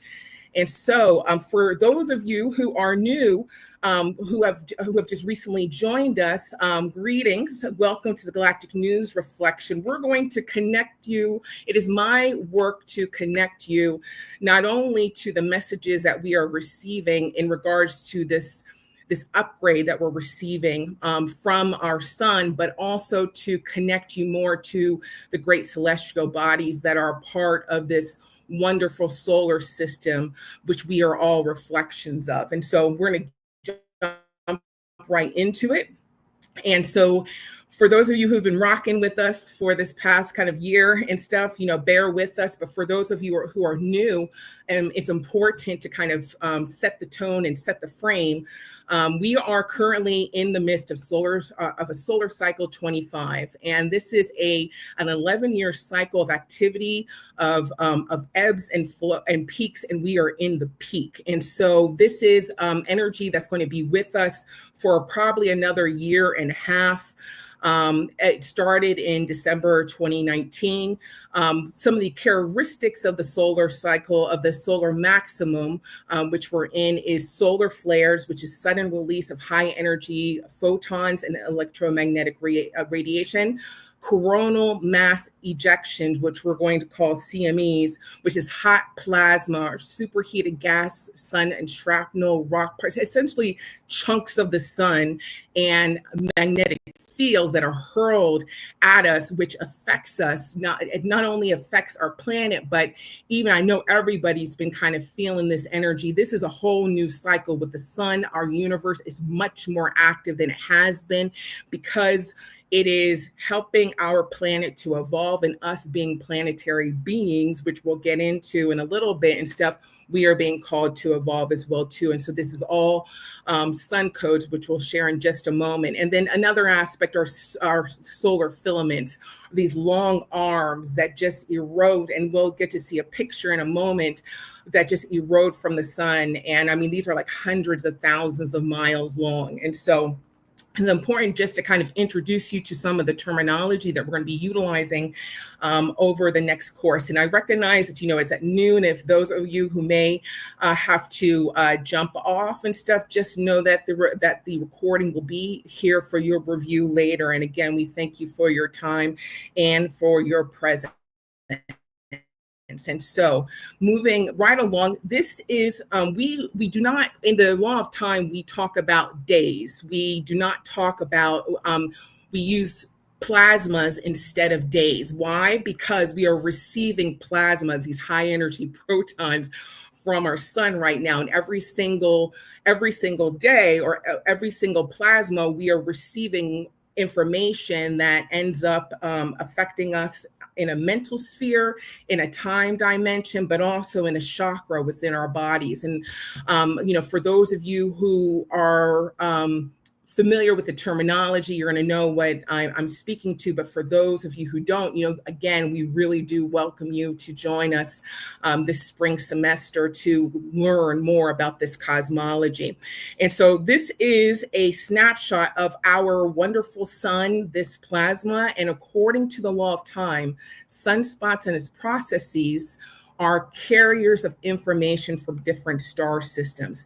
They affect the electromagnetic fields, creating a mental quickening or shifts in consciousness. Changes in the sun directly affect our biology and consciousness. I would encourage you, for those of you who may be unfamiliar with how does solar flares affect the body and stuff, there's plenty of resources online and videos on YouTube of people discussing this, including videos with Sahad Guru, who discusses it in a very profound way. And so solar flares, according to the Introduction to Galactic Consciousness and the Foundation for the Law of Time, tunes us to the consciousness of light that is expanding. And so to be able to visualize this is a little diagram that was I created a little while ago, and you all see the symbol at the bottom. We just did a brain balancing activity of connecting with our DNA, right? Because we are receiving plasma from our sun and stuff, which is part of the interstellar colon, right? Which also includes our solar system. And so we're receiving solar plasma, the ether. This is the fourth state of matter and stuff, which is just throughout the entire universe, and something that we actually don't talk about as much when we learn about the three states of matter, right? And then so we've got the interstellar holons, and holons means anything that is simultaneously a whole as well as a part of a greater whole. We are all holons, all right? We are all whole, a part of a greater whole, which we'll speak to. I'm going to share a little bit because it's important to talk about our planetary holon at this particular point in time. And so we'll get into that in just a few. And so then there's the radial plasmas, which every single day we receive a different radial plasma that connects us with a different, which provides us with an opportunity of coding, which helps expand our consciousness in different ways, but also it helps affect. So right now we are on gamma. So we're on radial plasma gamma, which is connected to the third eye. And so it is my duty for being here with you all today to help expand the perimeter of your thinking, of your connection, not only to our planet, but also the cosmos, so that you can take advantage of the plasma that we're receiving to help with your own evolutionary changes, because the planet is evolving, and she's going to be evolving whether or not we're evolving or not. And so this is an opportunity with us. And this is all a reflection of the Hermetic principles, as within, so without, as above, so below, the macrocosm in the microcosm. Again, the holonomic system of wholes. And so we're going to recap a bit, because this is last month and this month.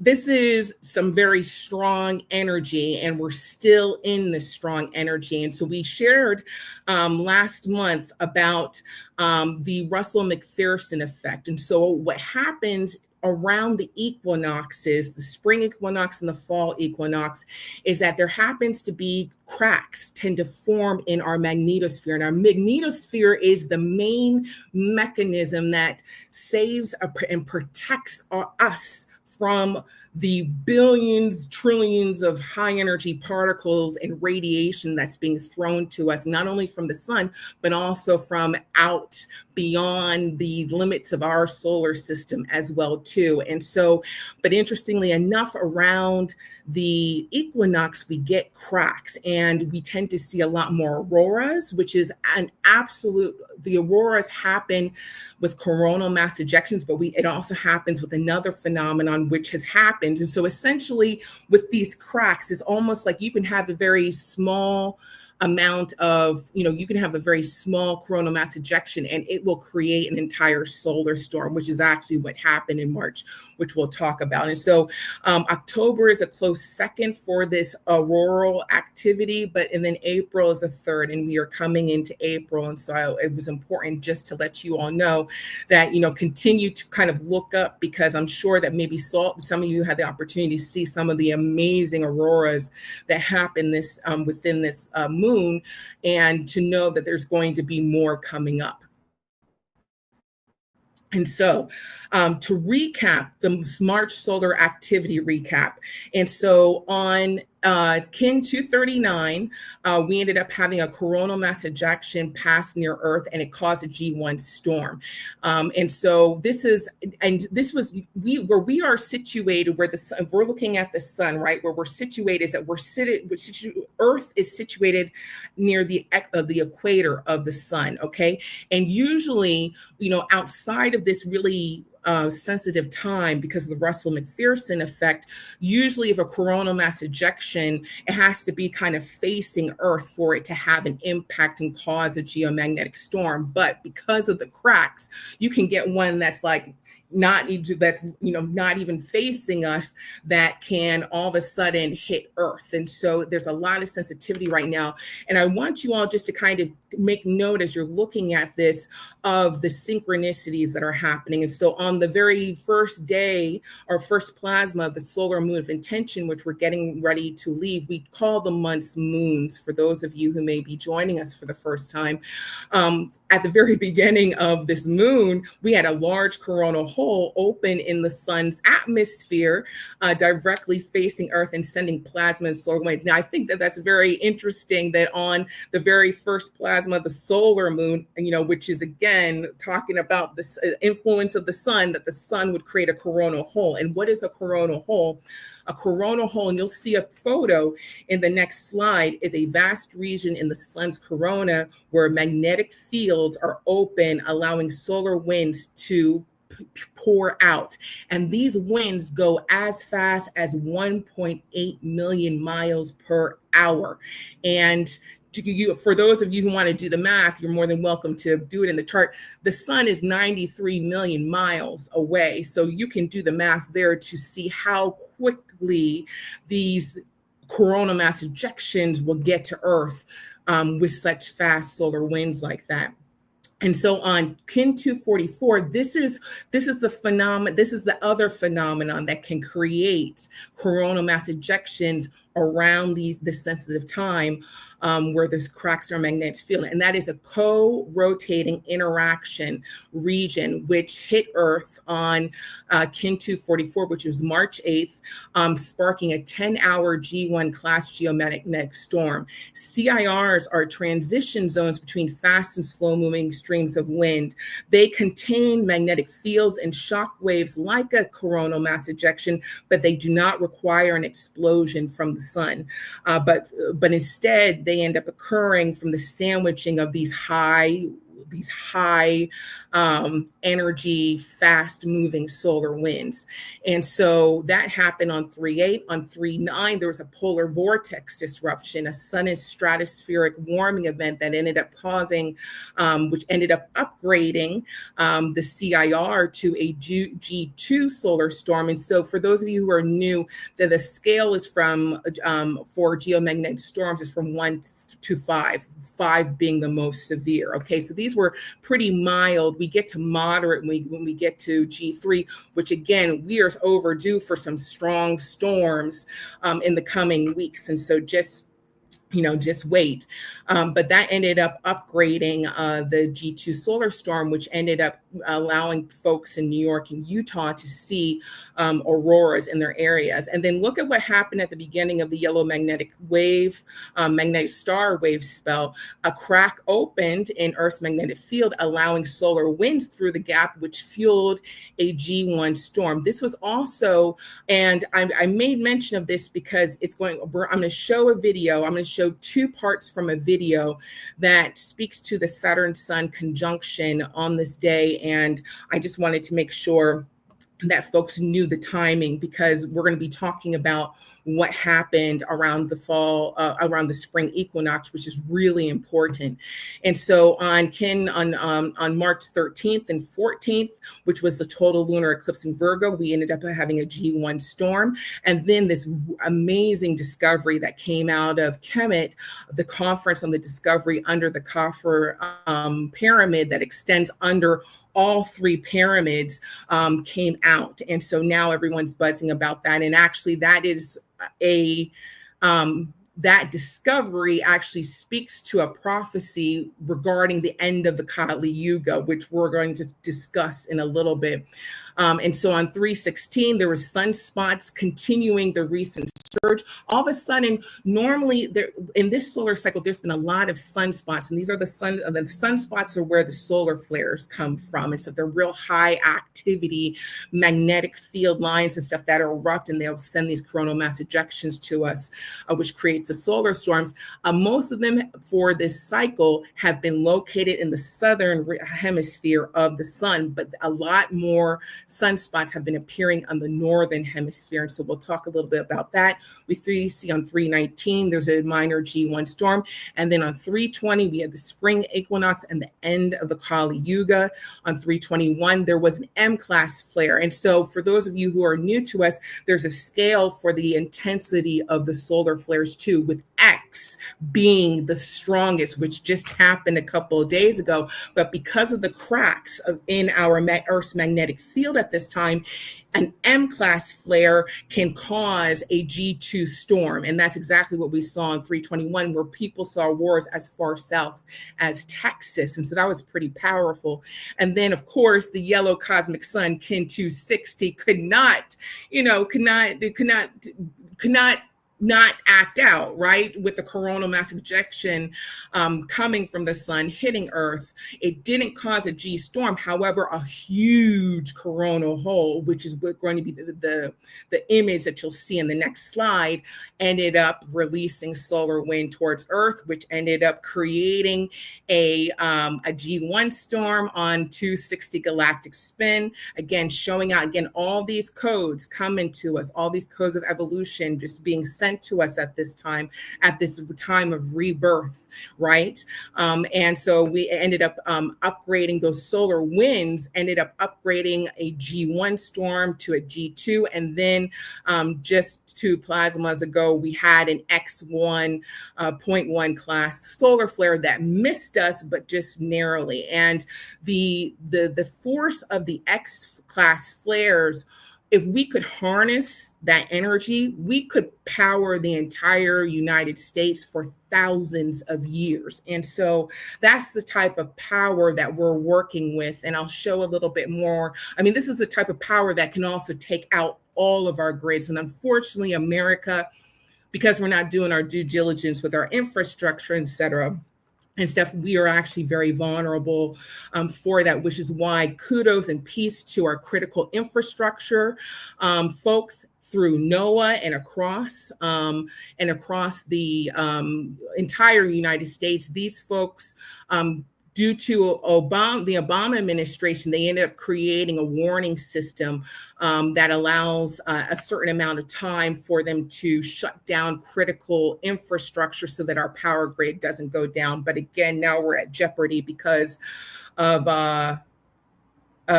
monsters in the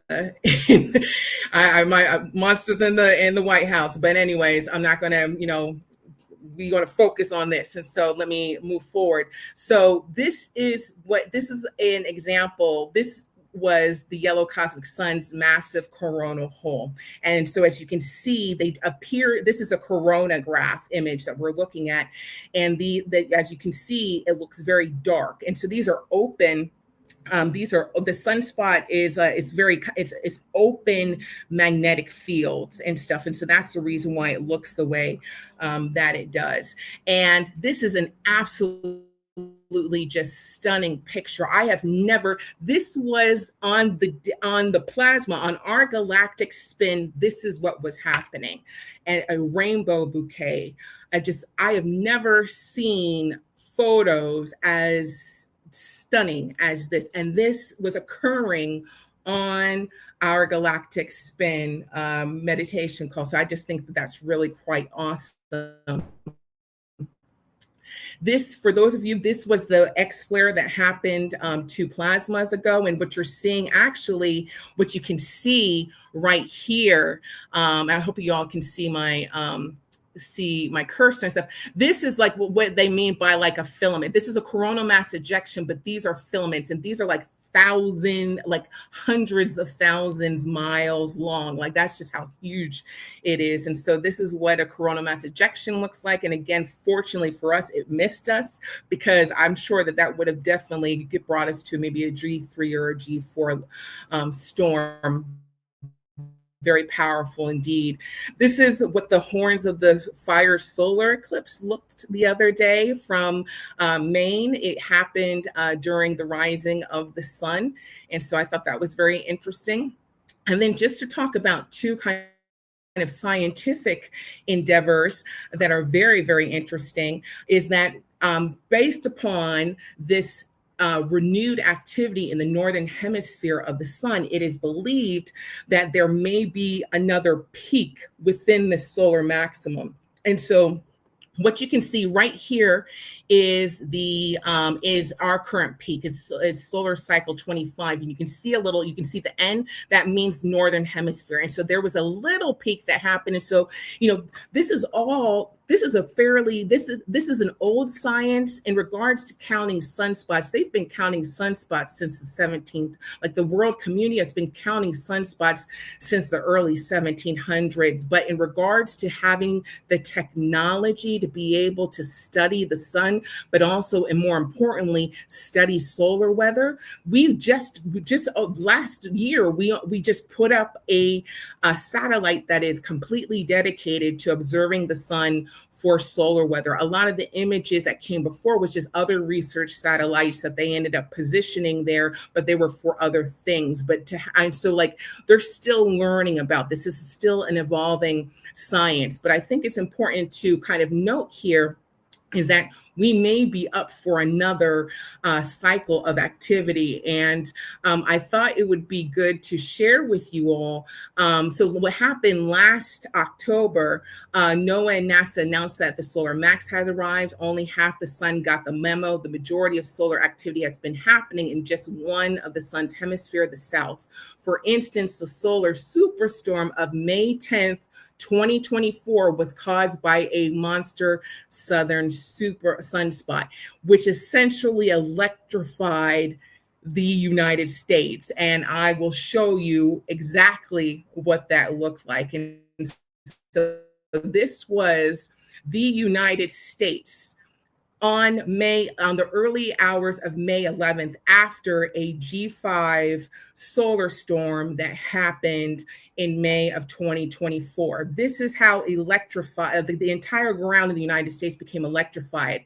And this is what it looks like today. This is normally what it looks like and stuff. And so again, going back here, this is what happens. So this is why these critical infrastructures, and why it is such a shame to hear that our administrative offices are being attacked, because our critical infrastructures, they know about this. They know about the vulnerabilities and stuff, and they know that this can take out our power grid. And so, I mean, we're all in accordance. So we're in some very serious times. And I love to be able to share this information. I hope that we'll be able to share this information, have this data moving forward. Now, another very interesting scientific discovery that came up was that there's new evidence that cosmic rays spark lightning. And so there's a new study that came out of Los Alamos National Laboratory where they believe that most lightning flashes and thunderstorms are ignited by cosmic ray showers, because accordingly, it's interesting enough is that the field within a cloud is not strong enough to create the spark that creates lightning. And I thought that was fascinating. And so they ended up utilizing radio frequencies to create a 3D map through utilizing antennas in the Los Alamos regions to map out lightning. And what they found is that the cosmic rays, so cosmic rays are very high energy particles that come from distant supernova explosions and other violent events across the cosmos. They strike Earth's atmosphere all the time, creating a secondary spray of particles called cosmic ray showers. One of the important things about cosmic ray showers is that they contain antimatter, positrons, as well as ordinary electrons. Apparently, they were really focused on the electron piece, but they were not focusing on the positrons. And that actually was kind of the missing link in regards to this discovery.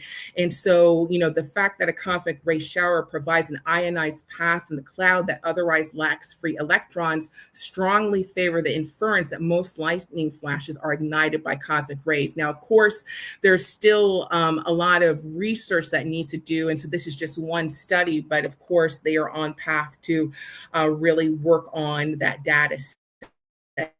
And so I thought that was just really quite awesome. And so now we are coming up to our portion where we're going to be talking about where are the planets communicating. But before we jump into this, I'm going to ask the lovely Eshe to support us in showing two clips from a video. That the first clip is going to be talking about the planets, on how the planets have been anthropomorphized. And what I mean by anthropomorphized is that throughout history, they have been given human characteristics and been given names as gods in the myths and whatever, and all different types of traditions. And so she speaks to that, but she also speaks to the way it's important for us to really understand our relationship in regards to the celestial bodies and their relationship in regards to us, which we'll get into. Also, we're going to talk about, she's going to mention a bit about the Kali Yuga as a brief introduction that just ended, and then I will share more information to that. And so I did want to let you all know that there's a few videos which I will put into the chat that I really recommend doing. I am approaching, for those of you who've been with us for a while, I'm approaching this presentation a bit differently because of just the things that I would like to discuss with you. And so I really want to recommend the World Astrology Report. He does an excellent job of looking through history and looking at the planetary alignments and what occurs during this time. And he has a lot to say about that. And so I think that he's an excellent resource. And then there's an interview with Bibu Dev Misra, who has been studying the Kali Yugas. And he is the one who realized that the end of the Kali Yuga happened on the spring equinox. And we'll talk more about that as well, too. And so let me end my slideshow real quick. And I am going to ask for beloved Eshe to go ahead and hook us up with the audio.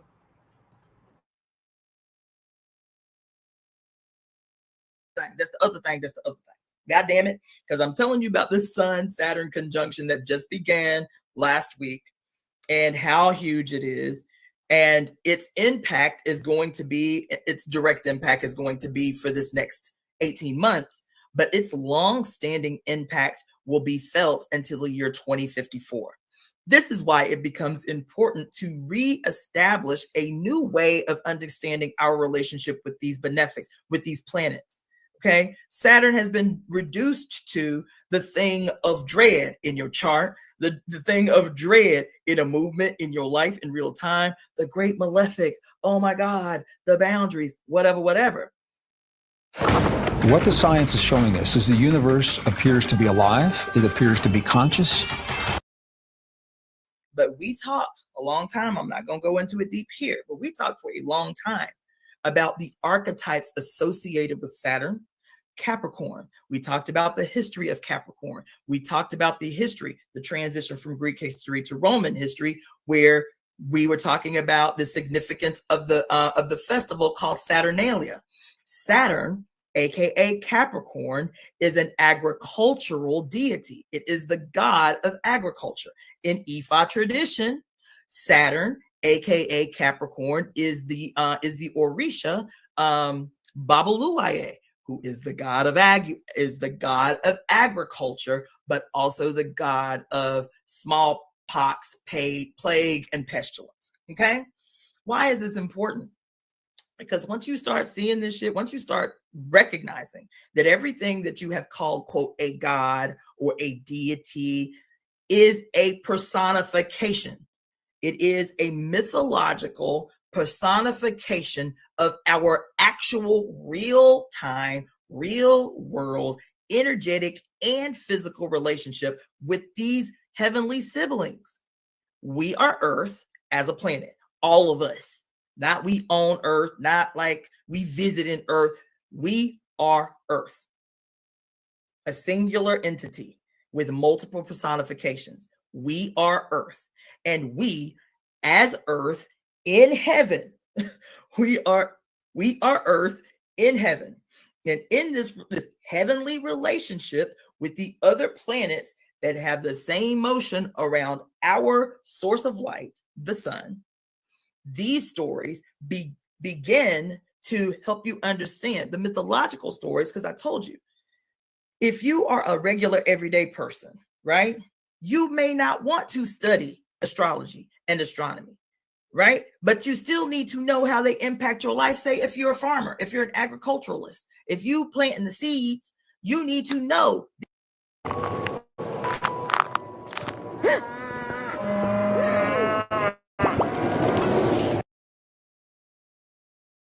the impact that these heavenly bodies are going to have on what it is you're trying to do as someone who is responsible for providing food for the group. These stories are scientific stories, anthropomorphized, so that the regular everyday people can get an idea through song and through dance and through ceremony of this very real relationship that they have to their heavenly siblings, which are the planets of our solar system. Okay? I hope that's not too deep. But we have to take that shit a step further. If I'm telling you that I just want to pause right there. This is Cassandra Faye. She is absolutely amazing. I mean, this woman is a wealth of information, especially of the goddess traditions. I mean, I highly recommend her channel. It's my honor to share with you. But I was blown away by that amazing articulation of our relationship with our celestial brothers and sisters. I just thought that was just a mic drop. And so the next clip is, and pardon us for the commercials and stuff. The next clip is she's going to be talking about the Kali Yuga, and then we'll continue on with the presentation. Oh yeah, she's ridiculous. I mean, she's also she's a healer and stuff. She's been trained in Chinese medicine. That whole entire life is just fantastic. She is so knowledgeable. But go ahead, Eshe. Thank you so much.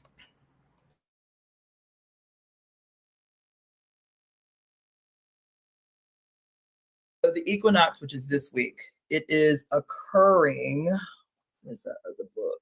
Okay, so the equinox for me in LA is occurring at 2 Thursday morning early, 2:02 a.m. 2:02 a.m. quote Wednesday night or Thursday morning. You're doing too much. You're doing too much. You're doing too much. 2:02. Stop. 2:02 Thursday morning. Okay. I'm not gonna tell you stop. Right. Yeah, go about your life. Do that. So this equinox, right, is big. I was watching what's it called? The Astrology Report. The video link is in the description box below this video. I was watching Astrology Report maybe 2 weeks ago. Dan Waits, I believe his name is Dan Waits, who leads that YouTube channel, was talking about an interview he did on his Patreon with this man whose name is Bibu Dev Misra. Bibu Dev Misra. That's Bibu, next word Dev, next word Misra.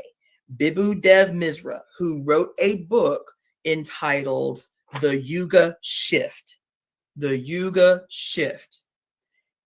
Based on his research, this is obviously an Indian man, based on his research and his study over time, he has concluded in this book, The Yuga Shift, that the official end of the Yuga, the Kali Yuga, will begin. The end will be on this equinox.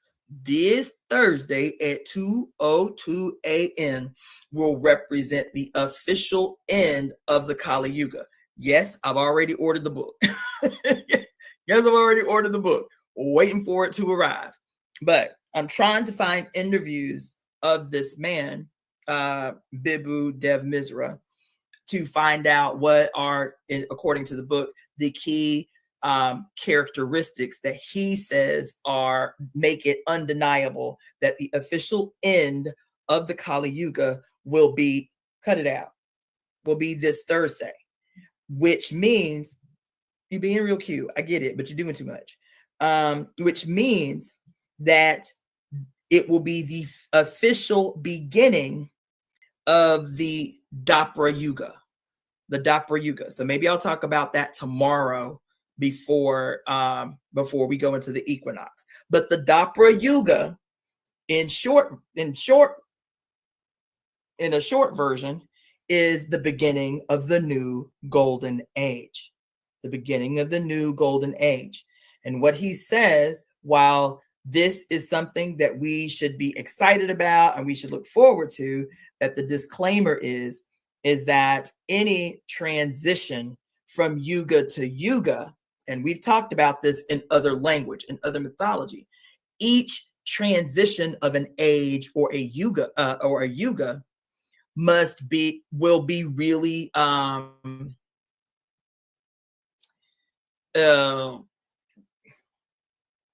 typically is marked by fire, right? Then that's his words.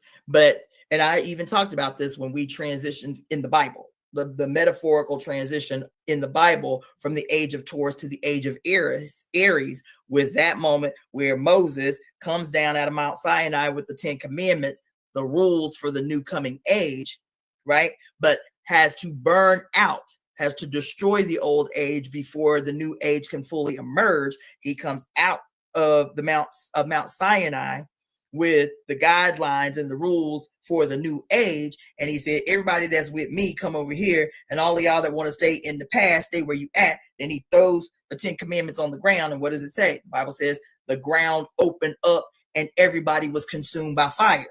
You feel me? So this metaphorical purging of the old by fire is replete throughout a lot of cultures, including the Bible, right? He says that fire means that it is going to be a time of tribulation and trial before the new age can fully take root. The old age has to be purged before the new age can fully take root. This is deep, y'all. This is deep. I ordered the book last week, so I'm hoping that the book will come. You're doing too much, boo. I'm sorry. You can't. I'm hoping that the book will come a day or two before the equinox, so that I can at least skim through it before the equinox. Doesn't matter because we in it. We in the age. You feel me? So that's really big, y'all. That's really huge.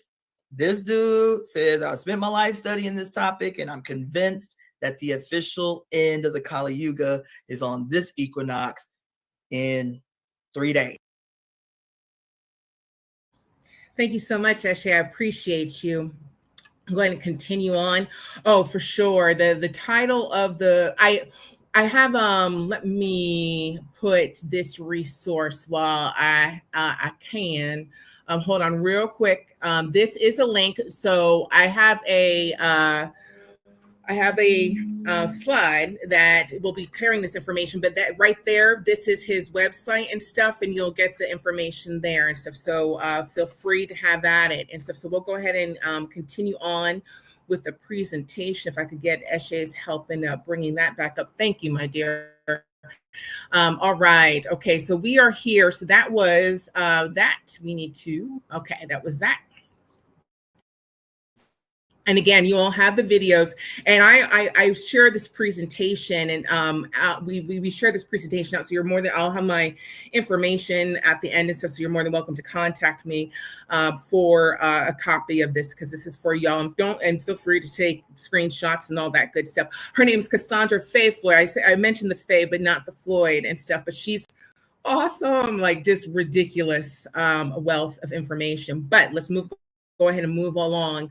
And thank you again for your attention. So April at a glance. And I'm not in for today's presentation. I am not going to delve deep into all of these, but I do want to highlight what's occurring. So I mentioned about the spring equinox, the end of the Kali Yuga, and I mentioned that on that it's on 325. That's a typo. We had Kin 1. We are currently on plasma 6, day 6 of the wave spell of the red magnetic dragon, which is the primordial mother. This is goddess energy. We are currently in the year of the divine masculine, which you'll see, but this upcoming year with the new galactic year is going to be the year of the divine feminine, but she is waking up right now. This is also the year of the serpent. This is about life force energy. And this wave spell is about nurturing nurturing a being, nurturing you, nurturing a new being, or nurturing you. This B energy is completely important because we all have a part to play, particularly with this cosmology, in being able to be a force to stop the ravages of the cosmologies of control. I was introduced to this concept of cosmologies of control, which blew my mind. And I'm so thankful for that articulation, because that is what we are up against. The cow that is dying with the Kali Yuga, and we see it in its last death throes, is these cosmologies of control. And unfortunately, they utilize this time of the spring equinox, of the spring, to do more harm. And we have the opportunity through studying the law of time to connect with the earth on behalf of not only our planet, but on behalf of humanity as a whole. And I'll tell you, and we'll get into that. So we have the end of Ramadan. And so aujourd'hui is the end of Ramadan. And so, happy Eid to all those who practice, and the beginning of the Chaitra Navaratri, the honoring the great cosmic mother. What in the wave spell of the red dragon? Absolutely, yes. What in the season of fertility? Yes, and stuff. And so the synchronicities are synchronicity. I just want to be clear with that. And so on Kin 11, 4-4, we've got what? We've got a 4-4 portal, but we also enter into the planetary moon of manifestation, which is guided by a magic. Look at that synchronicity right there with us. And then on Kin 14, 4-7, we have the white magnetic wizard wave spell. We also have Mercury goes direct in Pisces. Now, my approach to discussing astrology through the law of time, we focus on the planets, and planets are, and each planet is connected to a kin. And Pisces is connected to the planet Neptune. And guess who's connected to Neptune? Again, the red magnetic dragon, well, the red dragon archetype, okay? And the white mirror. And so this is an opportunity of the power of birth or memory and meditation. So when you see Neptune, that's an opportunity for the power of birth, memory, and meditation, okay? And so on 4/12, Kin 19, we have the galactic return of the year. We are in this is Kin 19, the blue rhythmic storm. And so we're going to be on the galactic return on 4/12. We also have a full moon in Libra, and Libra represents Venus, which is the power of art and magic. And so that is our blue monkeys and our yellow stars being activated right there. And then Venus goes direct in Pisces, which which is again talking about this is a time of introspection, y'all. This is absolutely a time of introspection. It's about seeding the seeds that you want for this next time, right? This manifestation piece. And of course, for those of you who have been following the cosmology and stuff, you may very well see things be manifested within this time. We have Kin 25. Hey, shout out to Kin 25 on her galactic return, life force energy. Mars is going to go, Mars will be in Leo.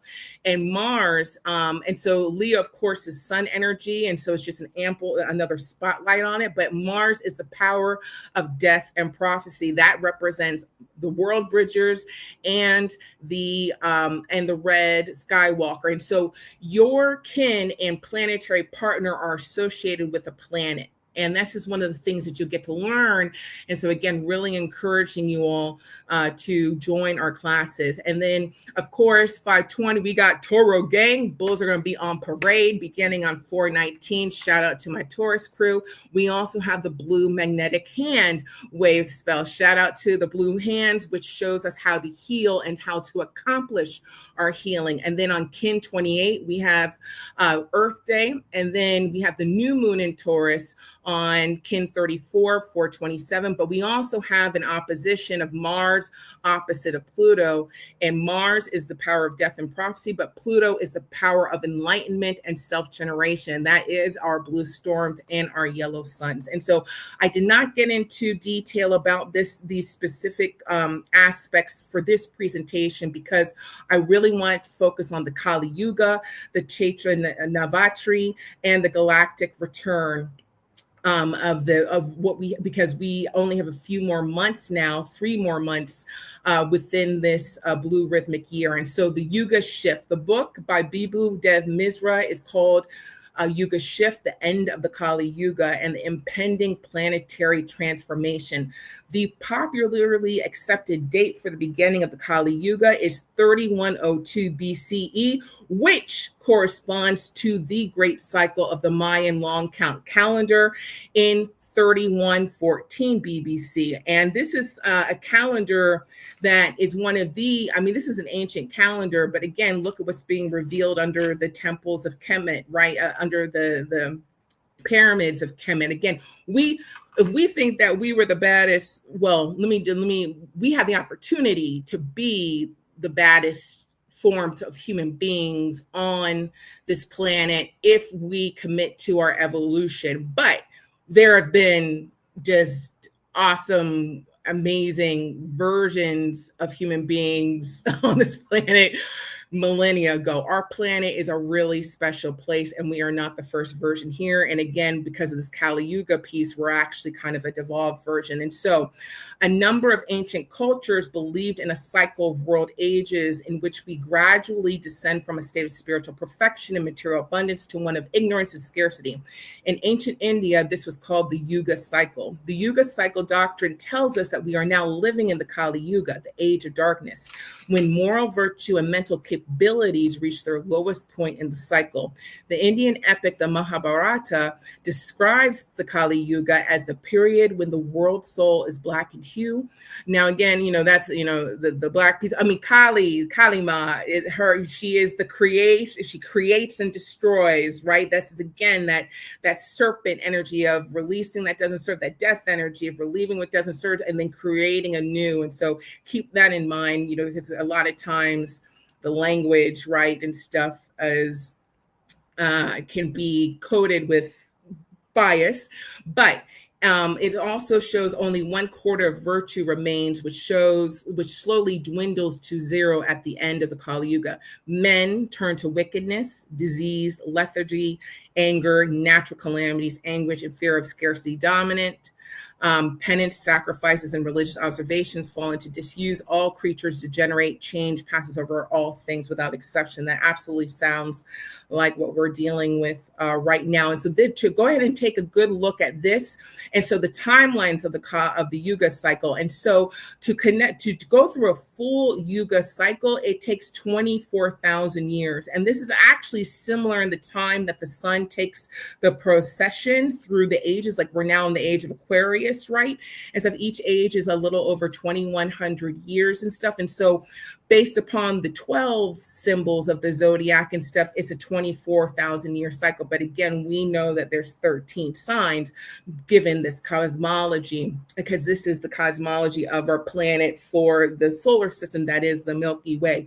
And so what you can see here is that you have each age, so you have each yuga, and then there's a transitional period with the yuga. And so you'll see by the orange arrow where we just entered into. And so this is that transitional period that Cassandra spoke about, that unfortunately, transitional periods tend to be marked with marked with difficulties because we are going. But I think that one of the benefits, one of the green lights, well, the silver linings here is that there's a descending Kali Yuga and an ascending Kali Yuga, and we are on the ascending trajectory, which is great to know that we have the opportunity to evolve. And so on 320, the end of the Kali Yuga, for the past 27 years, we have been passing through the ascending Kali Yuga, and this Yuga is coming to an end in 2025. The full manifestation of the next Yuga, the ascending Dwapara, will take place in 2325 after a transitional period of 300 years. Now, that 300 transitional period following 2025 can be broken into two periods of 150 each. So the first 150 period is the twilight of Kali, is when the Kali Yuga structures may collapse due to a combination of wars, environmental catastrophes, and cosmic changes. Hence what we're seeing here. While the second 150-year period, the dawn of Dwapara, is the time when the spiritually evolved systems and philosophies, of which we are partaking in right now, of the ascending Dwapara Yuga may begin to emerge. And of course, these are more likely to happen. The twin processes of collapse and emergence will progress simultaneously throughout the entire 300 years. And so, albeit at different intensities.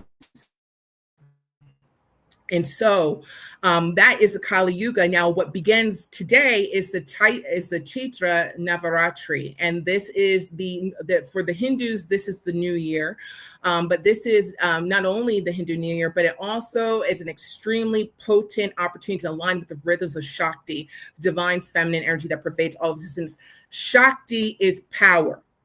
The divine masculine is consciousness, but the power in the universe is feminine, is Shakti. And so Navaratri means 9 nights and is an over 5,000-year-old festival that is a period dedicated to the worship of Devi, the supreme goddess. It's a time to celebrate the mother and her sacred, holy, ancient mysteries of life, death, and rebirth, and the ultimate triumph of truth over falsehood, wisdom, knowledge over ignorance, and good over evil. It is a sacred time of celebration, purification, devotion, transformation.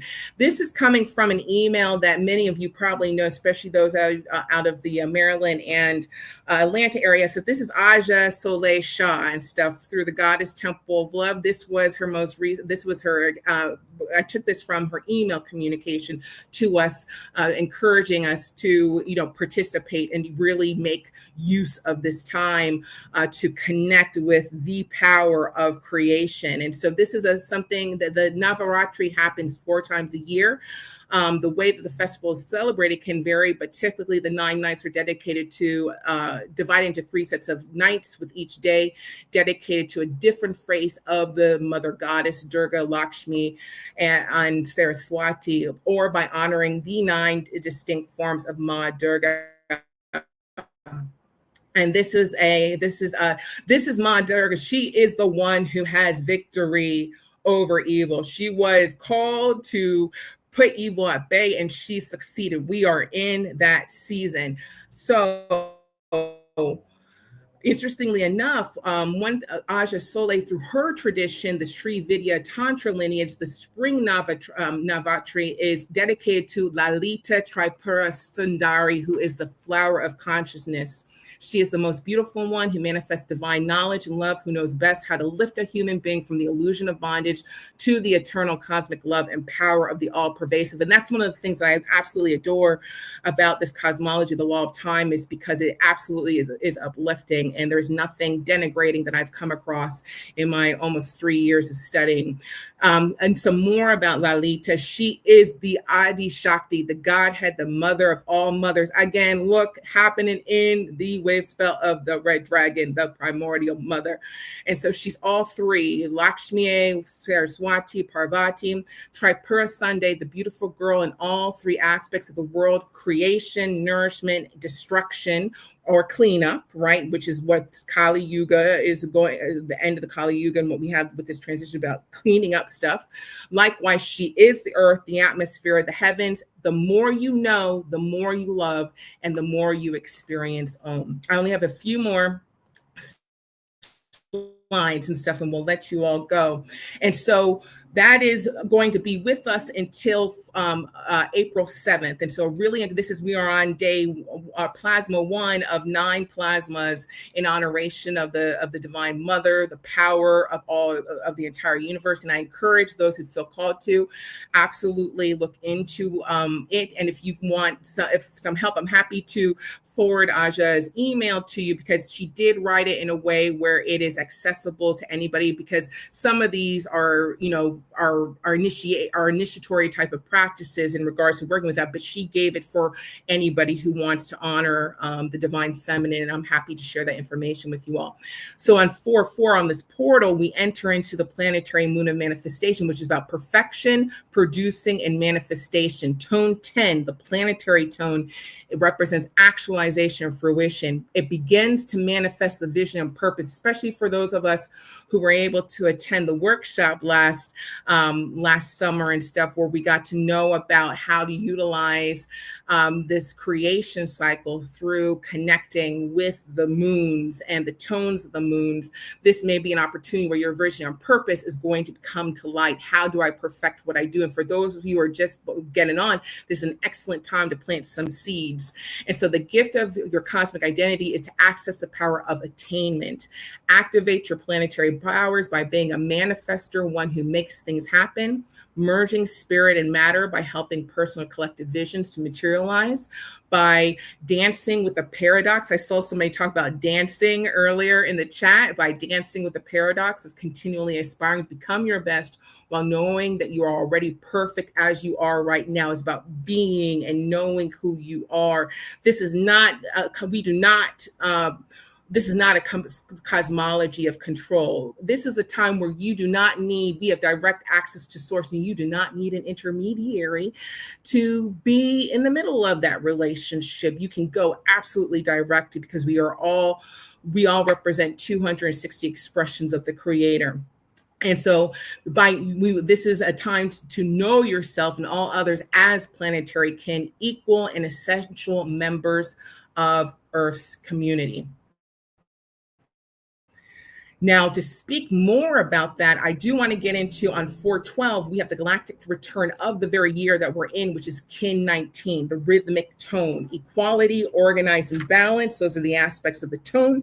And the archetype, self-generation, which we are looking forward to our beloved Neptarka's victory story in this, as he catalyzes the energy for healing. And so, again, because we have been able to be led by this divine masculine in these teachings through the Synchronistic Human School of Enlightenment. And so this is a year of organizing the Earth Wizards and activating the power of divine will held by the masculine.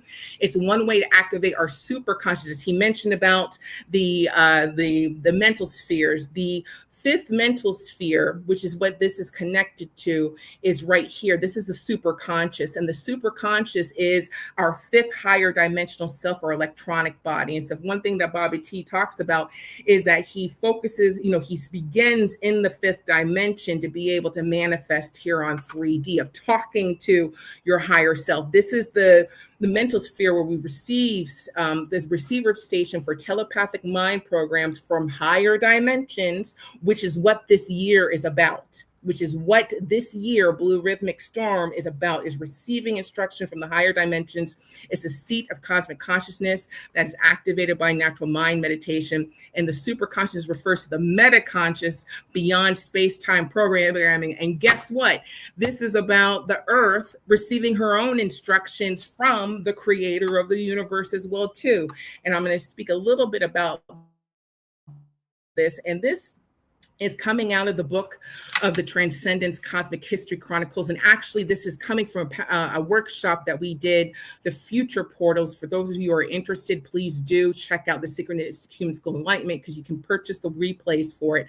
But so those of you who are part of that, you'll probably be familiar with this, but we go deeper. And so the fifth time dimension is known as the AA Midway Station Force Field. And the Blue Rhythmic Storm enters us into the fifth time dimension, okay? And so what this is that the Midway Station serves as an intergalactic telepathic supervisor that focalizes this particular grid onto planet Earth, a force field. Right now, a force field is being focalized on our planet. The station's purpose is to refocus and reconnect an information vortex here on this test tube planet, which is a microgalactic brain. Yes, our planet is a microgalactic brain. It's a holon of the great divine absolute. The planet holon, again, remember systems, whole systems within systems, but they're also self-organizing structures as well, too, is a pure projection from the AA Midway Station, serves as a 4D etheric protective grid around the planet Earth, which I'll show you in a moment, two visuals of it. It creates a field of harmonic resonance around the Earth that is coordinated with the daily telepathic movement of different planets. This creates a field of resonance throughout the heliosphere, the interplanetary field. The harmonic resonance is intended to stabilize the distortions, the agitations occurring within the sun. Hello, we're in a solar maximum, solar system, and the planet. And so a little bit more about that. This force field is placed over the planet, which we are planetary beings. We heard Cassandra say, so this is over us as well, too, to help the planet to evolve. This is telepathic technology and supports molecular reorganization. And the Galactic Federation is a part of kind of manning this force field and stuff to kind of send. It's essentially transmitting the codes to Earth for her evolution. And so, and again, how do we connect? How do we participate? By following the 13 moon calendar is a daily program for identifying the human with a planet holon. And again, note the prominent planet of each day. For you, those of you who are new to your kin, again, consider joining our school to know what planets you represent, or feel free to ask in the chat. And so this is an example of this is one illustration of the planet holon. And I really do want you all to go ahead and really take a look at this. Make note and notice the world bridgers. We established the genesis, right? We are the storehouses. We're like the cosmic librarians and the diplomat, right? Throat chakra, cardinal, bringing this information to you, right? Helping you to remember, right? And look right there with the red dragon, and right there with the blue monkey and the yellow warrior and stuff. We help establish the genesis and we communicate that, right? And take note of where your kin sits and the important role it plays in helping to stabilize this force field of evolution here on this planet. And so when consciously directed by human thought force, higher interplanetary frequencies can penetrate the chaotic frenzy of happenings on Earth. And we absolutely need it, which is why each and every single one of you is important, and why we encourage you to really engage in this cosmology, because you're helping to, again, fortify and help place this field through your awareness, okay? The structure makes up the skeleton of the fourth dimensional body of the planet by continuously activating this grid. Slowly but surely, the higher 4D frequency will moderate and help lay a foundation for the emergence of a new order or state of being, the noosphere. And what is the noosphere? It's the sphere of human thought consciousness and mental activity, especially in regards to its influence on the biosphere and in relation to evolution.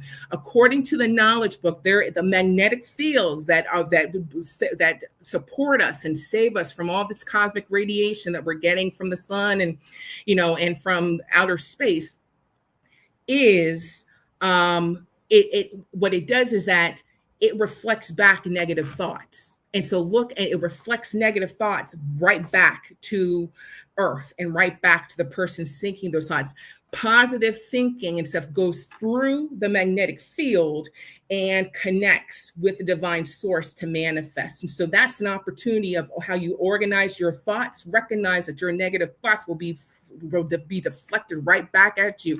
And man, if we look at the state of world, there's a lot of negative thinking that's occurring right now. And so we really, again, for those of you who have the mind, to see, right? Because we see with I love the Chaos One part that we see with our minds.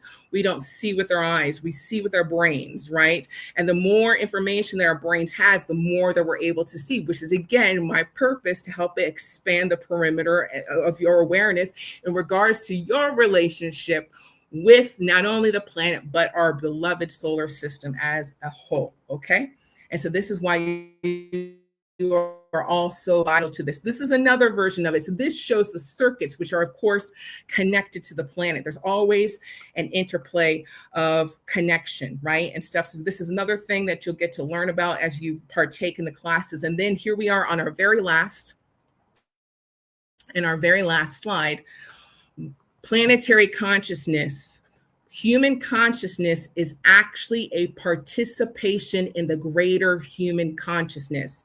It is not we who possess consciousness, but it is the planet that allows us to participate in its consciousness. Like I said, she's evolving.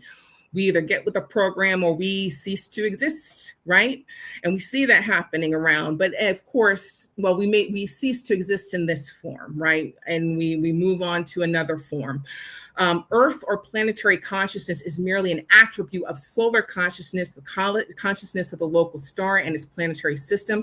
The human brain in relation is merely a processing system. The human is literally a walking biopsychic antenna. The transitor circuit of our antenna connects with the planetary orbits and the residences held by each planet. The galaxy is the fundamental building block of the universe. The galactic being is the whole galaxy itself awakened as a super being. What being a whole line? The galactic being is the whole galaxy itself awakened as a super being. We are each cells that make up one galactic being. And so I'm going to end there. As you see, this is such a pivotal time in regards to Earth Day coming up, right? And stuff. This is such an important time. And I think that for your manifestation practices this week, really work on your thinking, positive thoughts, not only for yourselves, but absolutely sending love to our planet and helping her fulfill this mission of evolution. And so with that, I do have one more. We've got all the resources. And again, we'll try and get this to you. If you want to reach out to me, you're more than welcome to reach out to me there. Let me go ahead and blow this up a little bit so that you can see it. Feel free to email me. I will absolutely be sending the presentation to Neptaharka and stuff so that for those of you who are interested, you can have access to it. And so with that, I'm going to go ahead and bid my farewell to all you beautiful star family. And I thank you all for your patience. I thank you for your presence and attention. And I wish you the best of a beautiful day and heptad. Thank you so much. Peace.